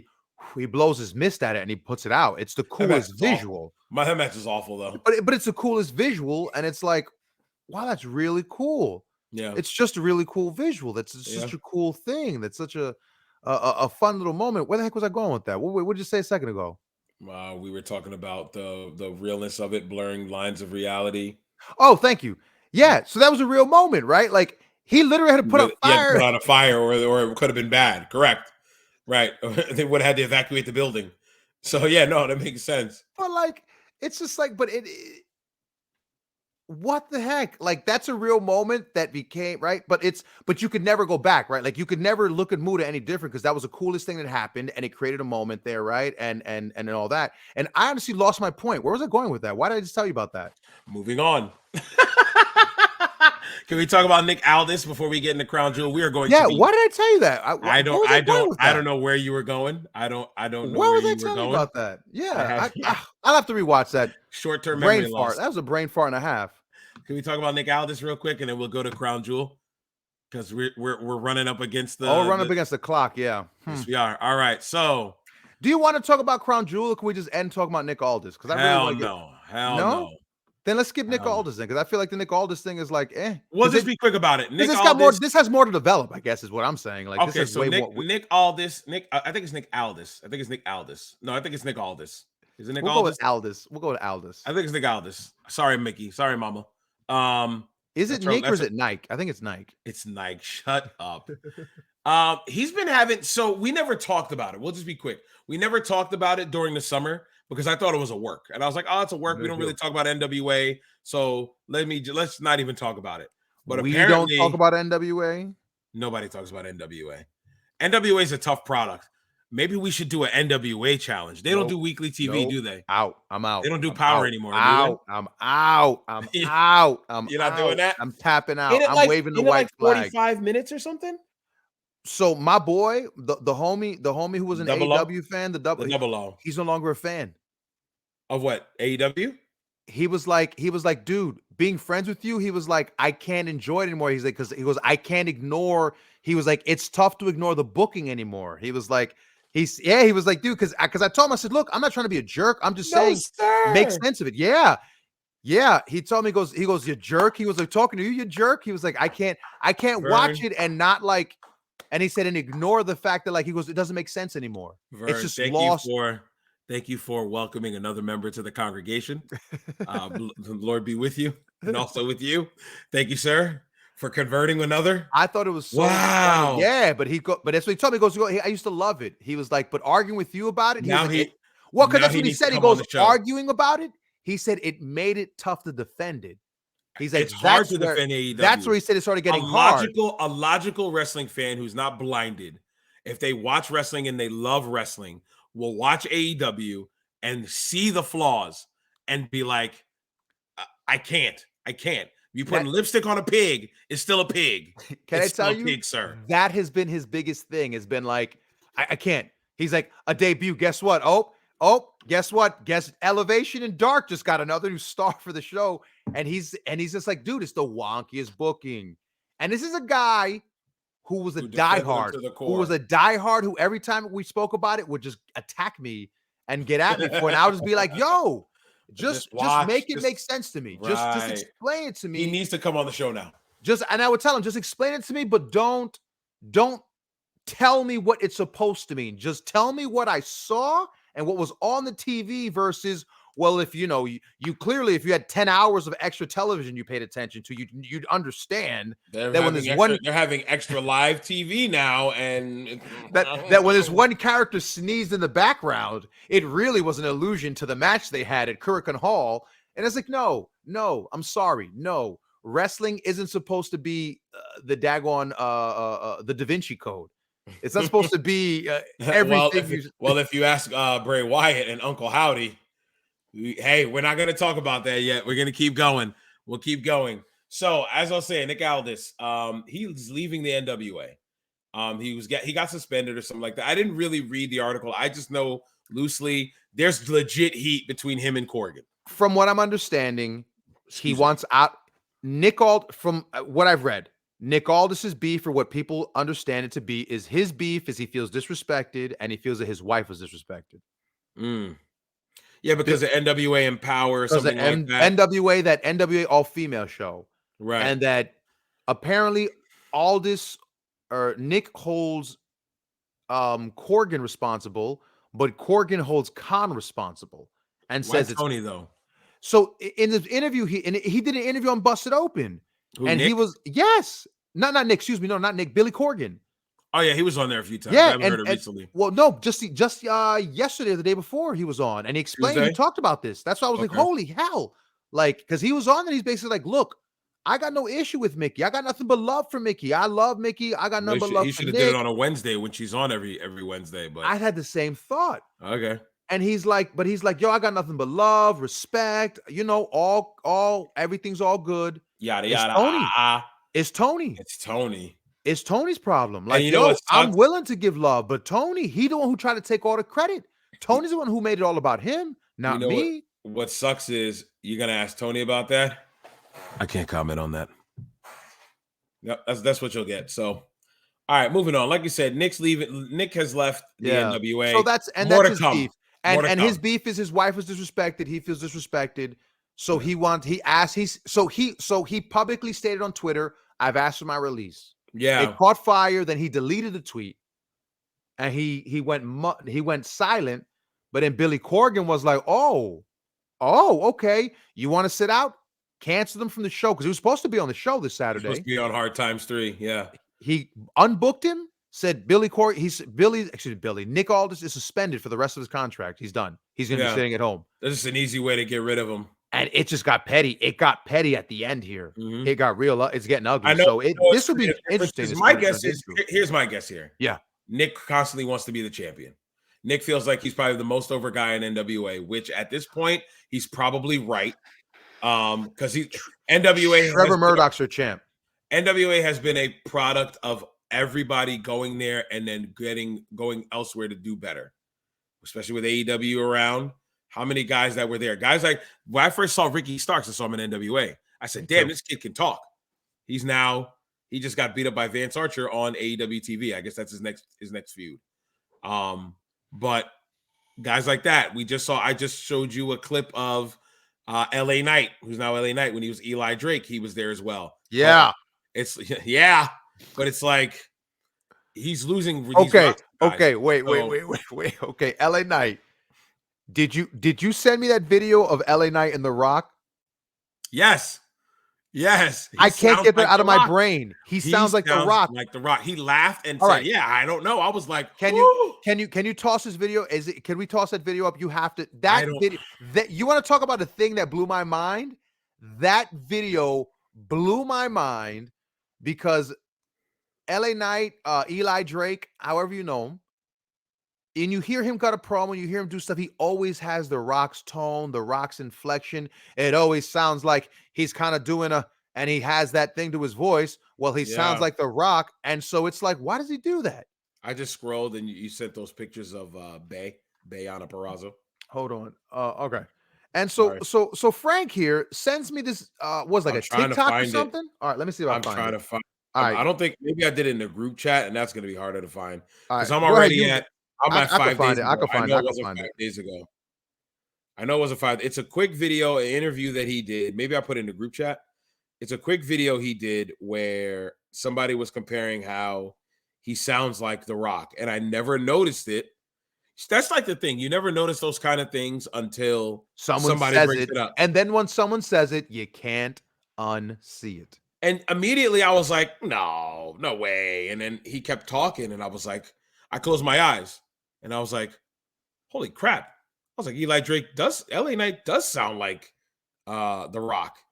And I played it for my wife and I didn't let her look. I just let her listen. And then she goes, "Wow, he does sound like The Rock." I don't. Man, I I don't can't share a lot of find it. links. I can't Yeah, I find it. want it. I can't find it either. Of Let course, me right? let me try and Google that bad boy because we're running up against the Yeah, we're clock running up here. against the clock here. Or LA Knight. LA So, Knight can I sounds make a like suggestion The for Rock. the last bit of the show, the last Oh, 15? I found it. I found it. Okay, Sweet. go ahead. Sweet. Hold on. It's a 25-second clip. Yes. All right, hit this. You guys Okay. got to hear this. All right. Add to stream. Okay. Full screen it. Oh, it was full screen. Whoops. Okay, here we go. And let me Hit it make from sure the. you can hear the audio. Hold on. No, it should be able Yep, to. yep, yep, yep, yep. Can you hear it? Nope. You can't hear it. Okay, perfect. Remove, stop screen. I'll bring it back. I This just is wanted to live, make folks. sure. This is live. We're doing it live, brother. We're live, pal. Share audio. Bam. Boom. Here we go. And let's it's funny when I did the Hero, it was a reality show back in that The Rock 2013. hosted. There were some times where one of us would be talking without seeing who was on screen, and both people that were watching it with me and myself sometimes wouldn't know because we have very similar tones and voice. And people think I'm putting that on. That's just my voice. I can't do anything about that. That's so true. Now that you say that, now I hear The Rock. Great. especially when he just went great. He does the bug eyes. When he started laughing and he was talking, I was like, bro, he sounds like when The Rock laughs and talks. And then he went great. I was like, bro, this dude sounds like The Rock. It's insane. Yeah. Right, So let's all the time for everyone who kept saying that Eli Drake's a cosplay Rock promo, there you have it. Apparently, that literally that's how I talk. You can't be mad at the guy because it's how I talk. Yeah, it's absolutely true. So what were you? I was going to say, in light of being up against the clock here, right? Sure. Can we go to Tony's toe box? Can we end on Tony? Because I feel like because you know what? I feel like we haven't talked about the Fed much. I feel like we've talked about everything else today. And you know what? Let's just make it a non-Fed show. Why? But bro, one of the most significant matches of the weekend, we're just gonna bypass? Let's talk about it then. Let's talk about that match. We're just gonna bypass. Let's talk about it then. Let's dedicate the last 50. Let's give it here. Scratch Tony's toy box. We'll talk about it another time. Go ahead. Are you sure? Scratch it. I feel like we can talk about. All right, we're gonna do it next week, and you know what's gonna happen? We're gonna scratch it from. And I'll tell you, man, forget it. Wasn't a good conversation anyway. Hold on, I'm moving that up, doing it live again, pal. All right, hit it. We have to talk about Crown Jewel. Before don't go through the results. I said let's talk about. I'm not gonna talk about all the results. I had a few pictures I wanted to pop up. Please, because this show had moments. This was a moment. Started off Lashley Lesnar. I thought that was a good match. I thought they did well. What did you think? Quick second. Same thing. It was everything it needed to be. Okay. And I was shocked the crowd hated Lashley. Yeah, well, can we talk about that crowd? Can we talk about that crowd? I love that crowd. How hot were they? I told you were asking about Crown Jewel, and you were like, would you show that to somebody who's never watched wrestling before? I said no, because half of the time the people in the front row are not even interested. So if they're not interested, nobody that's watching is going to be interested. They used to be in these couches and they'd be on their phones, and it used to piss me off because I'm like, they spent billions of dollars to be here and you're not even paying attention because you're somebody's prince. Let me not say that too loud. Saudi Arabia, I love you. Don't come for me. I love Saudi Arabia. Vern said it. I pointed the right way too. Vern said it. But my name is Bennett. I ain't in it. Listen, I just thought, they did a great job. The crowd was in it. The crowd was hot the entire night. You know what I liked the most? All the little kids front row. They were into the little kids during the main event. The little kids went 1-2 on the when Roman ate the Superman punch and kicked after out. The lucky punches, this one little boy he jumped up and he was screaming when he kicked out, and he hit the ending scene of a movie single fist. He was like, yeah, and I was like, that kid right there was ecstatic that Roman kicked out, and then his boy had the no when Jake Paul didn't get that belt. I was like, the beauty of professional wrestling. Those kids bought into it. Yes, the beauty of pro wrestling when you see the face of a child that is into everything that's going on when the story's told right. Excuse me. So we'll be quick. We'll skip the damage control match. We'll skip the Drew McIntyre match. How do you feel about pretty much almost every match got a "This is awesome" chant. That crowd loved everything they saw. I thought the girls worked hard in the tag match. They botched the finish. I did not like Drew and Cross at all. At all. I'm not feeling that. I'm not feeling that program. I thought this was the best Cross match. Out of all the ones they've had in their series so far, this was the best one they've had. Okay. I'm not going to touch on that anymore. I dug it. Judgment Day. Love this spot right here. Hey, where is it? Hold on. I had it. Hold on. Judgment Day in the OC. Come on, upload. And bam. Love that spot here. I thought that was a cool spot. I love how you put your face over there. A little too cute for school, but yeah, it was a little too cute for you. Oh, whoops, wrong one. Little cute for you. For the audio listeners, it was the tower, like the double electric chairs with the superplex. Double electric chairs with the superplexes. I thought it was cool. It was cool for the sake of it being cool. Did it make sense that they just out of nowhere started having a chicken fight? It was a moment. It was a moment. I know, but it was just like Rhea involved in the finish, bumping AJ. Okay, can we use only critique? They talked up that Rhea, right? Didn't at the start of the match, Michael Cole was like, someone's got to kick Rhea's ass. Someone's got to get out here. Like, they talked up and made it seem like there was going to be some sort of run-in. Like, I was sitting there thinking, it happened on Raw the next night or 2 nights later. That was the weirdest thing to me, is that why didn't that happen at Crown Jewel where it made the most sense? It made no sense to me why they did that angle on Raw. You got to remember where they were, though. They're in Saudi Arabia. Yeah, did Mia Yim have a passport? I'm not disagreeing with logistics, but it's just felt like if you were going to do it, it would have been. It almost felt like you should have never said that, like Michael Cole should have held that line back. If anything, he should have just never saved it for Monday. Yeah, someone should fight her because it got me thinking like, oh snap, someo's about to make the run in on Rhea. Like Beth Phoenix is here or something, right? Yeah. I thought Beth was gonna come out because of the hair and like, yo, R.I.P. to Beth. That was foul, and then nothing. Yep. So that was the only swing and a miss in that match for me. Was I felt like almost like they had me anticipating something, and then it wasn't a letdown. It was almost just like, oh, okay, that was fine, but like, I guess Rhea giving AJ an electric chair drop, like that was the thing too. How Rhea like got AJ on the shoulders to then just drop him face down, and then like I was like, could have been a little more creative. I just liked her involvement. I liked her involvement. I just feel like she could have been used better. Yeah, I mean, if you body slam Gallows, you can pretty much do whatever you want to AJ. And if you're strong enough to body slam Gallows, he body slammed Gallows at 300. He's like 300 pounds at this point, right? He's a big boy. He's a big boy. So he's like amazing, 6'6" and he's amazing. Holy cow! Yeah. AJ, she just sat him on his shoulders. He kind of fought it. She just drops him off. So I'm sorry. I know we're running against the clock here. We're gonna go a little over, but I have to say this. It just reminded me when I was talking about this. Me and my daughter were watching Crown Jewel. We watched it live. She was under the weather this whole week. So I was like, you know what, Rocky, I'll make you some food. We'll stay upstairs and we'll lay in bed and watch Crown Jewel. So we're watching it. She's into the show. My daughter, my 6-year-old daughter, understands professional wrestling more than half the people I know. I swear to you. Rocky is watching this match and she sees AJ on the hot tag start to bump around Damian Priest. Picks up Damian Priest, drops him. She goes, Daddy, how can AJ do that to Damian Priest? He's so much bigger than him. I was like, one tear from my eye. I was like, I don't know, baby girl. I don't know. I have no idea. It's always been my complaint about Damian Priest. I looked at her. I said, I don't know, baby girl. I have no idea. She then said earlier in the show, she's watching Drew McIntyre, her favorite wrestler, Karrion Kross. And she says, how come Drew McIntyre is beating up on Karrion Kross? She says, the bad guy's supposed to beat up on the good guy. And then the good guy beats up on the bad guy. And I looked at her like, this girl getting psychology at 6 years old? I was like, that isn't the simplest form. Sure. But I said, oh my God, this 6-year-old girl gets it. Tear to my eye. Tears about to come out right now. Tear to my eye. I'm so proud of my kid that she understands wrestling.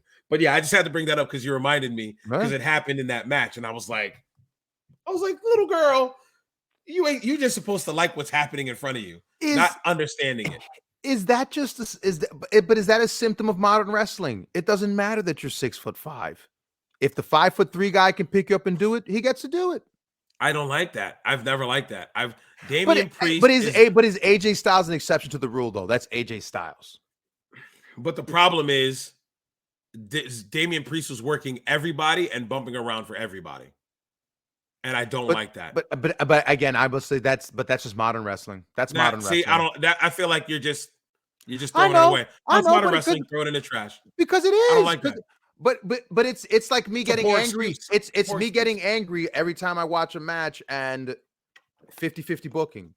And you watch a champion work against Daniel Bryan tonight. That match he had with Sammy Guevara. With Sammy Guevara. 50-50 booking.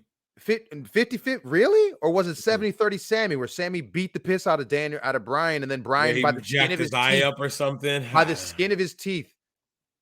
Can you help me understand? He got disqualified for using a chair, right? And I was like, okay, so the referee's going to do like the thing where, all right, you guys get a 30-second break and then you come back and the match starts. No, the match started automatically. So why was he disqualified for hitting with a chair? But for the time he pulled out the microphone and proceeded to beat Daniel Bryan's brains in to get the juice, there's no disqualification. That didn't result in nobody tried to stop him, nothing. And the match kept going and it was fine. But then after the second fall, chop, the match was just continuing into the third fall. So clearly the match was still going on, but. Okay, stop. You're making my head hurt. Crown Jewel. I know. Crown Jewel. Anyway. See, this is why I can't get behind AEW a lot of times, because it gives me a headache. Don't get me wrong. WWE gives me a headache. Because we're having a normal conversation. And it's like, hey, by the way, can I ask you a question? By the way, and then you make my head hurt. And I don't want a headache right now. It's 1:00 in the morning. I want to go to bed. You're giving me a headache. Yeah.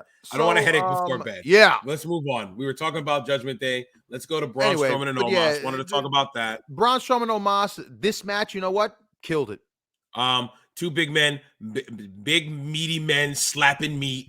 Omos was dominant for the entire match. Made Braun look like a selling babyface. I never thought Braun had that in him. Did it remind you of Andre Stan Hansen when Andre sold for Stan? Not the same level. Not the same level. Don't get me wrong. Not the same level. But the fact that Braun doesn't look like he moves that. Like Braun has that weird Andre thing about his legs sometimes. Don't am I crazy? Sometimes Braun looks like he walks gingerly. Braun stomps when he walks. Maybe they tell him to walk like that. Oh, I don't know. I've never seen Braun walk. Yeah, normally. But like it looks like he doesn't walk comfortably. Like it looks like he's it looks like it hurts. It looks like he hurts his knees when he walks. Kind of like Khali, kind of like Great Khali in his later years. You remember Khali's bow-legged legs? It was the newest nickname I saw that I was gonna text it to you. Cave Khali. Cave Khali. For what's his face? Von Wagner. Yo, I died. Caveman Khali. They said Cave Khali. I died. I was like, no. Okay, Braun Strowman and Omos, fantastic work as big men, as a fellow big man wrestler. Granted, I'm not as tall as you guys. Great work. Cave Khali is so disrespectful. I'm moving on. The Usos, I'm not talking about it, Vern. I'm not talking about it. At least on camera, I'm not talking about it. The Usos defeated the Brawling Brutes. Good tag team title match. Yeah. Great finish. 1D off the middle rope. Fantastic finish. Loved it. I loved Butch going for the wrist and the finger of Jay when he was talking smack to do his deal. Loved all of that. These guys, I'm not a big Ridge Holland fan. I love the gimmick of the Brawling Brutes, though, as a collective unit.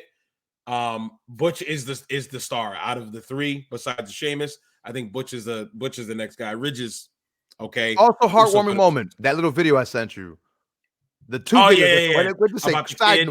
About the little kid. Yeah, who said your son's my son's your favorite you are my son's favorite wrestler is what I'm trying to say. Yep. And he never heard that before. You usually hear the 20-somethings and the 30-somethings and the miladies are the ones that always love the Pete Dunne. You're like, I did that there, right? You saw I scratched my neck and did the miladies. Yeah, look at you geeking off camera now. You're gonna cave Khali me. You're gonna get the milady. The miladies would always tell my Dub, my Butch, my Pete Dunne. They'd be the ones that would tell Pete Dunne that he's a great worker. Oh, it's the worst. He was so. I wish he was Pete Dunne again when he was really good. That is the reason why you get repackaged when you come up, because they need for you to connect to a wider audience. Pete Dunne's over in the UK. Pete Dunne's over in NXT. How are we going to turn Pete Dunne into something that's marketable? Butch. And it worked. He embraced it. That's why it worked. The idea was solid. It was simple. It made sense. Dude's a rabid pit bull. He's a dog that just doesn't take ish from nobody. And he's relatable with like being an angry child, especially with the way Sheamus and Ridge treat him. They treated him like a kid that they couldn't control.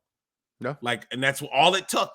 And now people are like, you're my favorite, you're my son's favorite wrestler. Yeah. Don't be surprised. And the fact that the homie was like, yo, that actually like meant something to me, that it wasn't just a bunch of dudes being like, if it was me and I heard that, I mean, I heard that, but that was from a fellow wrestler this past weekend, and I'm not trying to put myself over. I'm just saying you do tend to hear that even on the indies, you hear stuff like that. But to hear that at the biggest level, like you're my son's favorite wrestler, that's got to hit you like, bro, okay, what I'm doing works, and I'm going to run with it. Somebody's paying attention. Right. So I'm with that. What do you think? And how'd you feel about Omos's video when he went back home, bro? Oh, how wholesome was that? How wholesome was that? Man.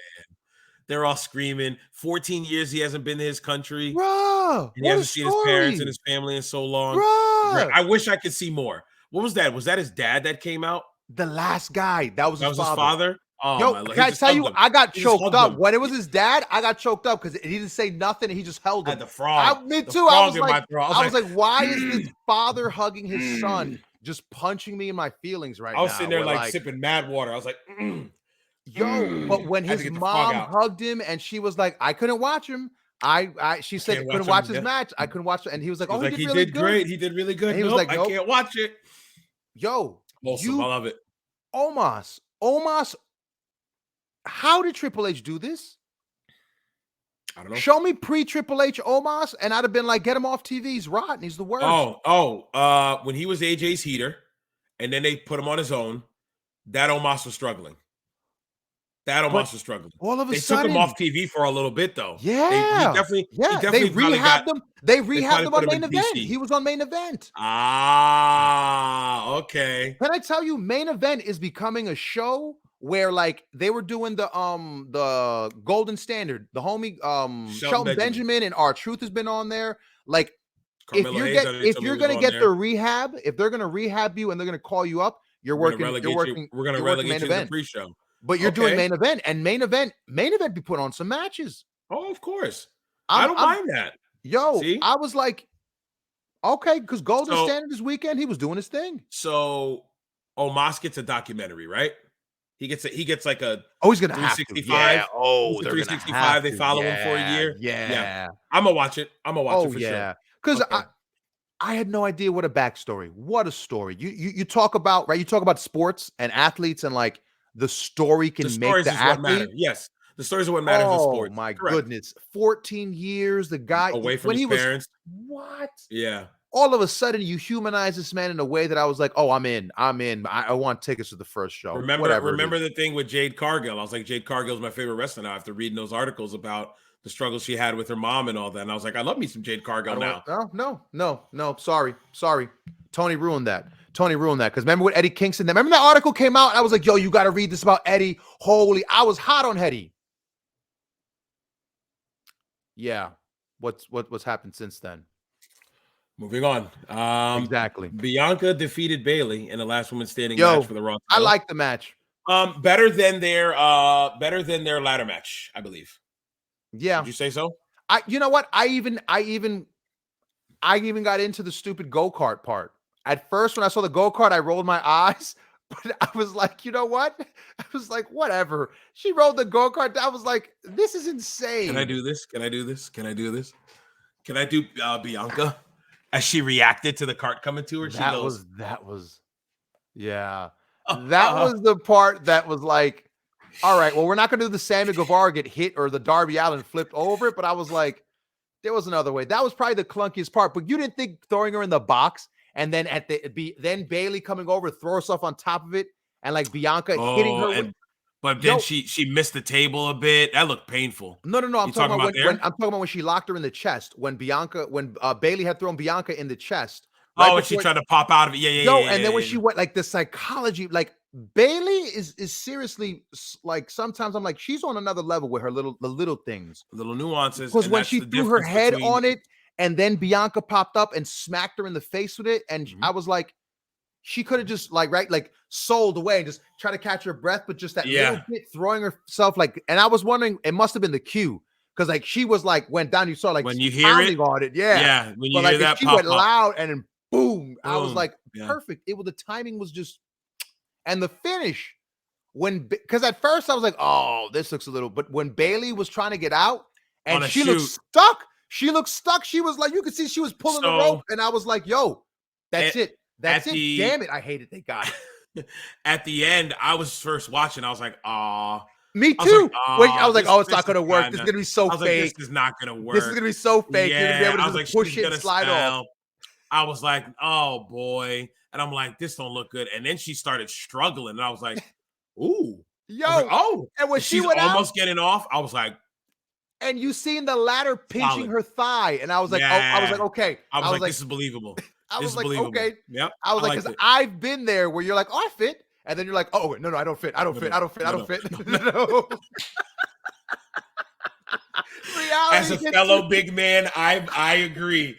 Like, oh no, I do not fit in this small space. Oh God, I'm good. Oh no, not good. No, I'm stuck. Like that was. Yep. Immediately, I saw the ladder. I saw her put it in. I just went, oh, you grown. Here's a hokey wrestling finish. Yep. And then when I seen her stuck and she was pulling, she was on that like rope, her legs were the only straight. thing trapped in. Her legs were straight, and she was this way pulling, and she was like pulling her body, and it wasn't moving. And I was like, good. She is stuck. She's literally stuck. I like whoever called that finish. Good call. Good call on that. Bailey is quickly becoming one of my favorite people to watch. Yeah. Well, Bailey's, triple B's. I'm not going to say what that stands for, but triple B's. That's all I'm going to say. I'm going to let you figure that out. You can ask me off air. Triple B's. Yes, sir. Moving on. Our main event. And what a main event. Okay. This is what's awesome about shoot.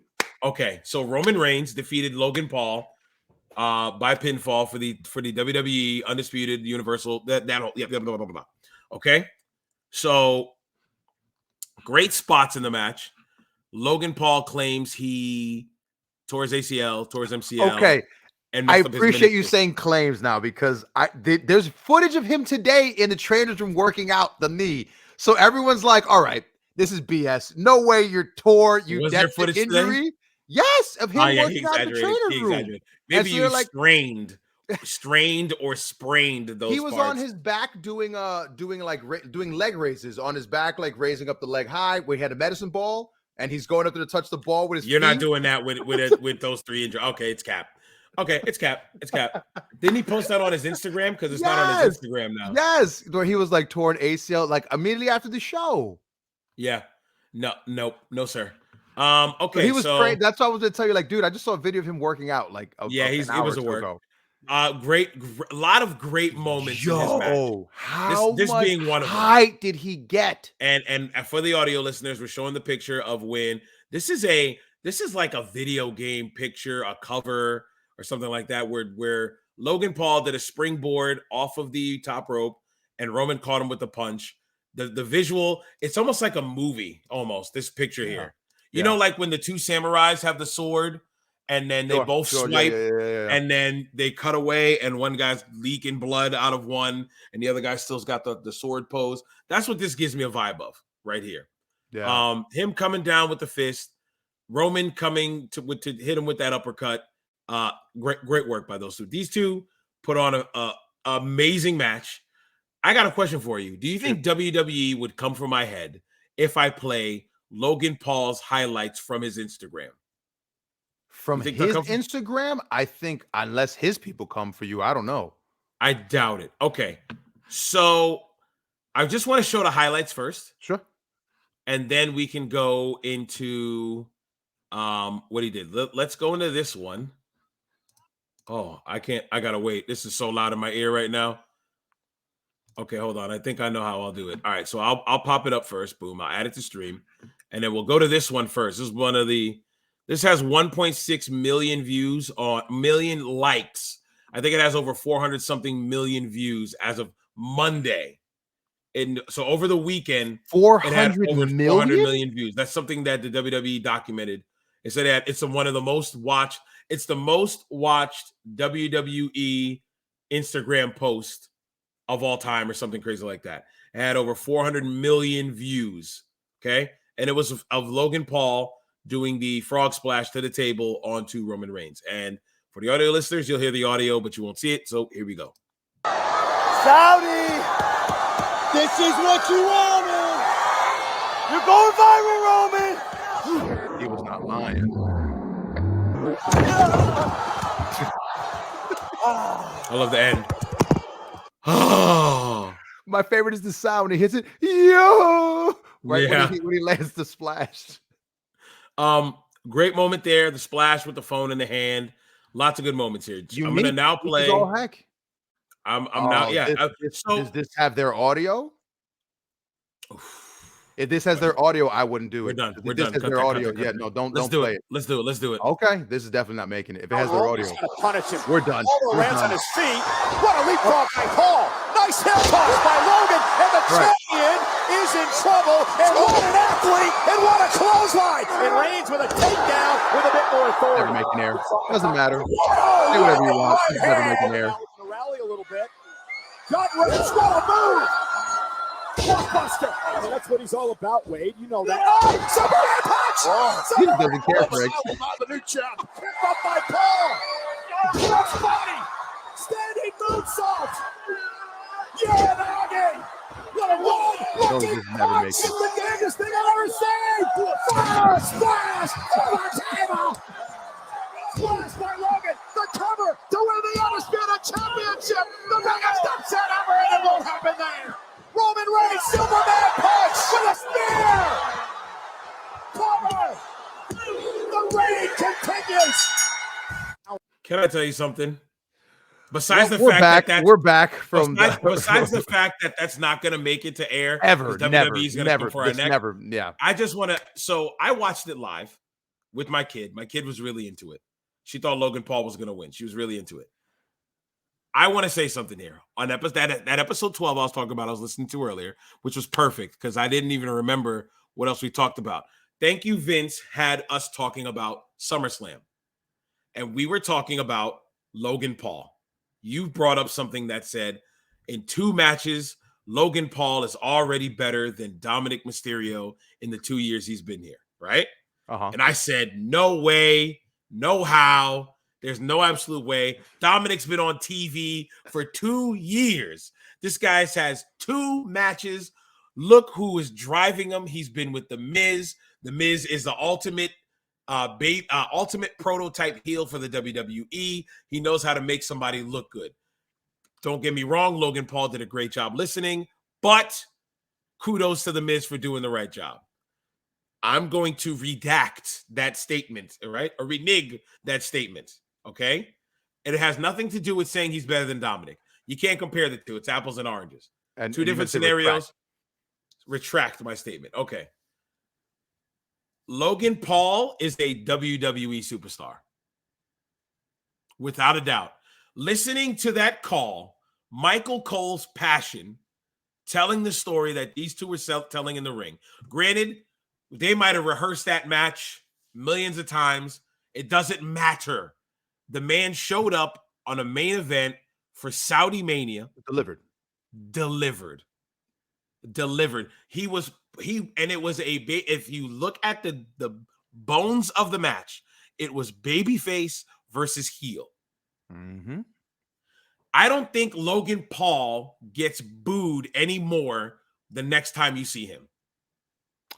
I think after that match, we'll have to put that. I'm intrigued to see that. Put that. If he gets booed, it's just people being a Logan Paul hater at this point. Sure. Logan Paul in 3 matches has proved that he can hang with the best of them. Clearly, he hung with the best one of them all right now in our industry. Roman Reigns. He didn't wrestle Kenny Omega. All right, y'all. That's the episode. I'm Frank Champion. That's Vernon Somoza. My lady. Play the music. You know that was going to be the comment anyone would say is, first of all, he didn't wrestle McKinney. If he's not wrestling McKinney, then he's clearly not wrestling the best. If he worked AEW, they would have dropped the ball so big. The type of reach that Logan Paul has, let me pop up his Instagram again, Vern. Okay. How many followers does it say he has? 24.3 million. Wow. Okay, let me take that down. Let me now go to YouTube. Okay. Let's go to Logan Paul. Yep, I had looked it up the other day. Okay, how many followers? 24.3 million. How many subscribers does it say Logan Paul has? Can you read that? Can you read that right there? 23.6 million. Holy 23.6 million followers. I'm not done yet.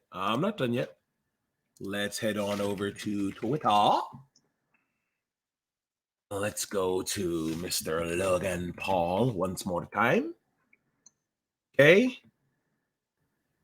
Not much because, Twitter, you don't need followers, but do me a favor, Vern, and tell me how many followers do you see here? 6.6. Holy cow. So on every social media site that matters, right? YouTube, Twitter, he's got Instagram, 50 plus, almost 60. About 50 some odd. Granted, some of them are some of the same people. Sure. But a total number, 50 million followers. Okay. Wow. That video of him doing a picture perfect frog splash from the top rope to the table. Shane McMahon wishes he can do something like that. Okay. Shane's elbow was always a little just all arm. Logan met Roman where he needed to meet him across the chest. They made a perfect lowercase t, right? It was picture perfect. Mind you, with a cell phone in his hand. Mind you, this is his third match ever. That kind of reach that Logan Paul has, not too many people can claim at all. Sure. in the business. Yeah. You put him in there with the top guy of the top promotion in the world, and you better not say Kenny Omega, because I will throw this freaking water bottle at you. Okay, this is me getting ready to throw it through the microphone. Okay, so with Logan Paul, man, like I said, the dude is a WWE superstar. I think he missed his calling years ago. Okay, granted, he got his YouTube stardom and all that. This dude should have been wrestling years ago. He should have been wrestling years ago. After that showing, I was like, wow. I said, Logan delivered. Roman was Roman. He slapped that hold. I'm going to send him back to YouTube. No more of these dudes coming up in my house. I don't need no KSIs, wrenching it. Mr. Beast. I don't need none of that.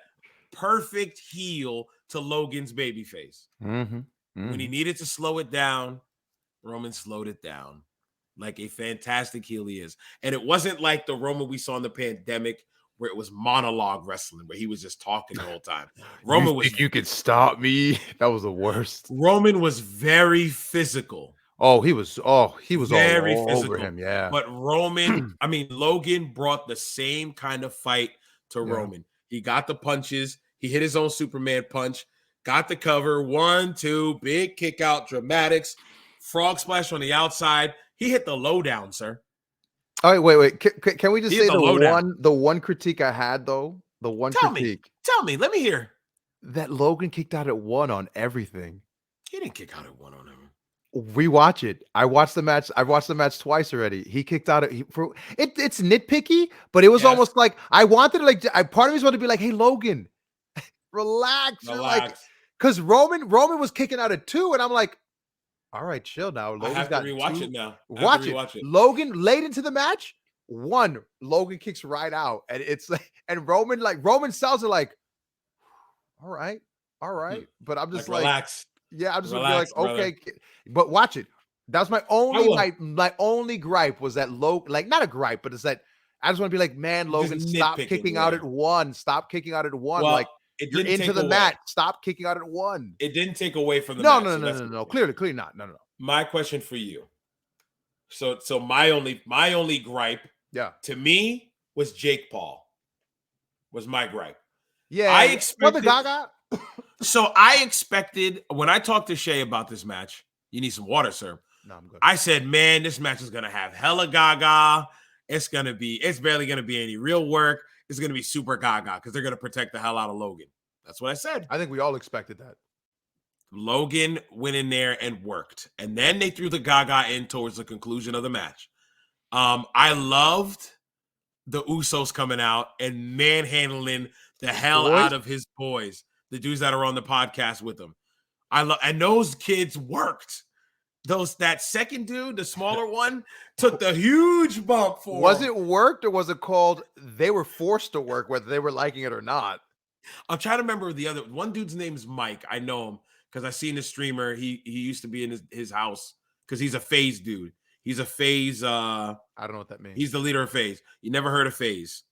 It's a esports team for Call of Duty. Okay, very popular in the gaming community. Okay, he's one of the founders of that gaming community, the taller one. Okay. Wow, his name is Mike something. I can't remember his name. The other kid, I'm not sure. The other guy, I'm calling him kid. I'm calling him kid because it's wrestling and they've never been there. They're babies in a ring. That's why I'm calling them kids. The other guy, I know he's on the podcast and all that. They did a good job. They did a great job. Then Jake Paul came out and his worked punches, they didn't work on. You mean wrist? Yeah.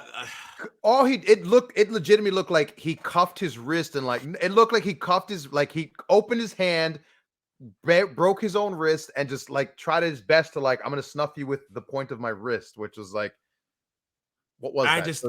It was he is a trained fighter, bro. Right. And you know what? I'd rather him hit me for real than throw a work punch like that. I'd rather him hit me for real.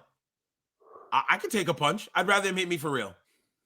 Well, I'm guessing maybe guys was like, "No, I'm good, man." I guess. Oh well. I don't know. But I liked this match a lot. I think it was one of the best match on the card. It also went the longest. Yeah. They went 25 minutes. All in all, you're overall on the show, and then we're gonna go home. Overall on the show, out of what? Out of 5? Let's call it out of 5, sure. That's out of 5, I'd give it a solid 4.5 out of 5. I would give it a, let's see. I'd give it a 4. 2 out of the 8 matches I did not enjoy. Damage control. Actually, I'm not going to say that. You know what? You're actually the right. Damage control finish. I feel like the damage control finish took away from the match. I think, notice how we just said, the him kicking out didn't really take away from the rest of the match. I feel like the finish because I picked up on it when I watched it the second time. Correct, I was going through and I was like, okay, I'm trying to watch now. And that's when I was like, all right, that's getting weird. You keep kicking out. The girls worked hard, but the finish messed up the whole match. If you watch the end, they did the old school, the way to end off the pay-per-view. They did the highlights of the show. I don't know if you saw and they didn't cut. Yeah, they didn't include them. They did not include those girls. They did not. They included all 7 other matches except the finish for the girls because they probably couldn't clean it up. And they just said, you know what, screw it, because those guys are working all night to get clips. They just said screw it. So there's a reason why that wasn't there. I didn't like Drew McIntyre and Karrion Kross match. So I'm taking those 2 away. What? I don't give it a 4. You convinced me. We'll give it a 4. So, that's fine. We can go 4.25. You said 4.5. I said 4. We'll go 4.25. We'll go 4. No, solid 4. 4.5 in the Tokyo Dome. If that was in the Tokyo Dome, we would have had a 4.5. Indeed. But yeah, no.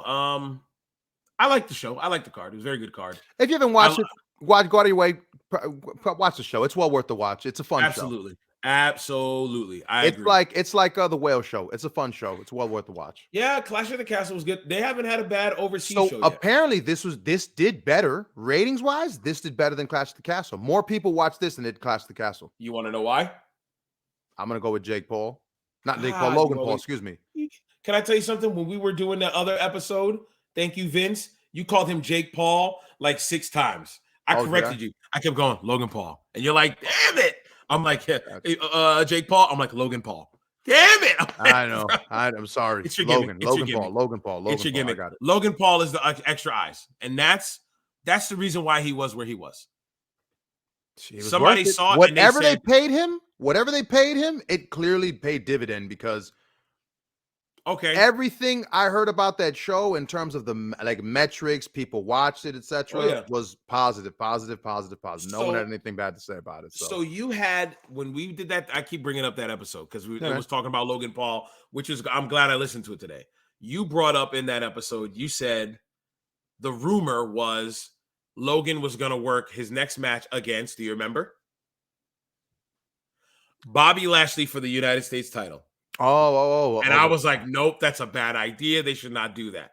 And I said, my idea was they should continue something with The Miz because they did a little thing with AJ Styles. Yeah. And I said, do Logan Paul, AJ Styles, keep them in tag matches. Let's keep protecting them, is what I said, against Miz and somebody, a Ciampa, I think. Now you got me. Now you just said him and AJ. My mind just went, ooh, I would like to see him and AJ. That's a fun match. I didn't know I wanted it until right now. Well, see, they would have been a team in that point because AJ was helping Logan before his match with The Miz. I don't know if you remember that. Yeah, that's what we were saying. So I said, okay, maybe they're going to stretch it out that way.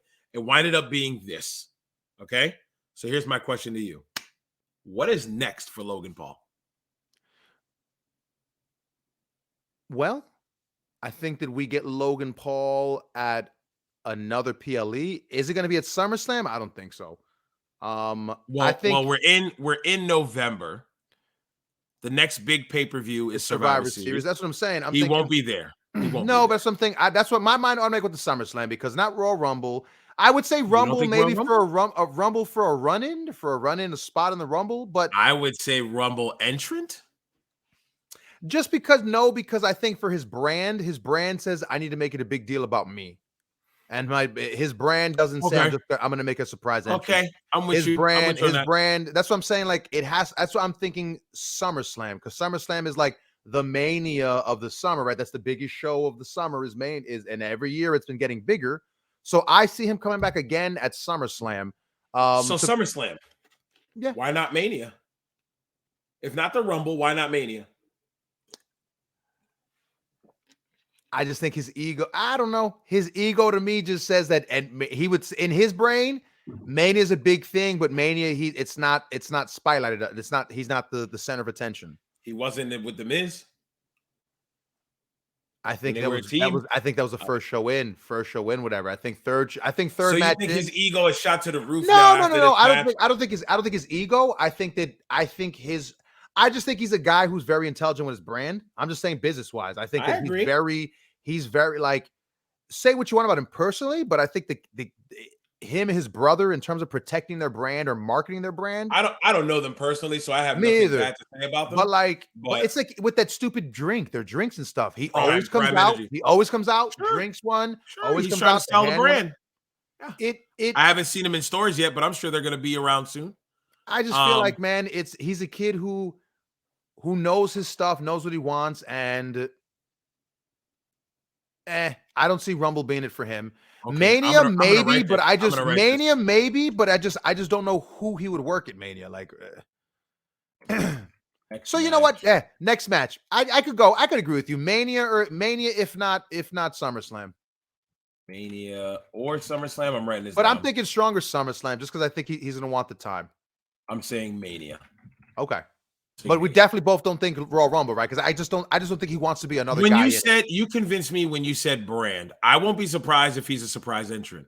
I won't be surprised if he is. But I think if he is, then it has to be something where he carries his cell phone and like he's doing a video the whole time or something like that. Kind of what he did right now, where he was like, "Oh, I'm gonna," something like that. Okay, but just like an entrant, just an entrant to be an entrant now.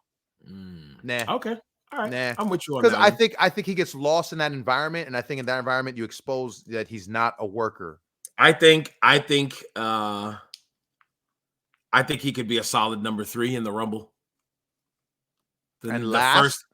No, 3, not 30. 3. That's what I'm saying. 3, but I'm saying, and last, like 3 and get thrown out within the first. So we say Mania. Why can't you start it there? Right? Royal Rumble is the road to WrestleMania. Begins the road to WrestleMania. You put him in Mania. You put him in number 3. Let's say I'm just throwing it to the wall, Vern. I'm not saying I'm saying this is gonna happen. Let's say Logan lasts a long time. And you have one of these heels that has no story up until Mania, be the one to eliminate Logan. Logan is now the one who eliminates that person. Now you have your conflict. You have your story to start. You have your starting point. Yeah, no, I And got then it. But there's your Mania match. But who? No idea. No idea. I'm not saying the story's fine, but but at this point, who? Who is the question? Because you've already taken on Roman Reigns. The person and the people that would be acceptable all have conflicts they have to deal with and conclude at this moment. And the pencil's waving 30 seconds to 2:30. Cow. We said but I was like, we said we were gonna talk a bit. It's like 2. I was like, how do we go an extra half hour? Listen, I look at it like 2.5 is it. Yeah. Anything more than this, we're now overtime and it's way too long. Yeah. So with that being said, it's time to wrap it on up. So the music is playing. What's up? Good way to wrap it up. I like that. Yeah. Logan Paul's next match. I know. Listen, Tony's Toy Box will take care of. That'll be the first look. I'm highlighting it right now. It's fine. Don't I'm even highlighting care. it right now. I will forget what it means next time. So I say these things now, but usually when we get to it, I forget what it's highlighted. about, It's the first thing we're covering on the next show. Fair episode enough. 20. After we recap all the other stuff. So because Full Gear's coming up. Double J. I was right. I was right about that, by the way. Tell me off here. Tell me off here. Okay. 2:30, pencil still waving. He's like, take it home, guys. Take it home. My music's bad. been playing forever. We'll talk about that next time. Full Gear's coming up. Overdrive's coming up. They're back-to-back pay-per-views, 18th and the 19th. So that's something to look forward to. We've got 2 more weeks of Impact Wrestling. We have SmackDown tomorrow on Friday. We have Dynamite, Rampage on Friday. Okay, so we've got lots of wrestling, sir. So with that being said, for my man, Vernon Somoza. Touch it, baby. Touch that tip. I am Frank Champion. I am me. He is him. We are they. Say peace, Vern. Peace, Vern. And we're out of here. 2.5 ain't bad.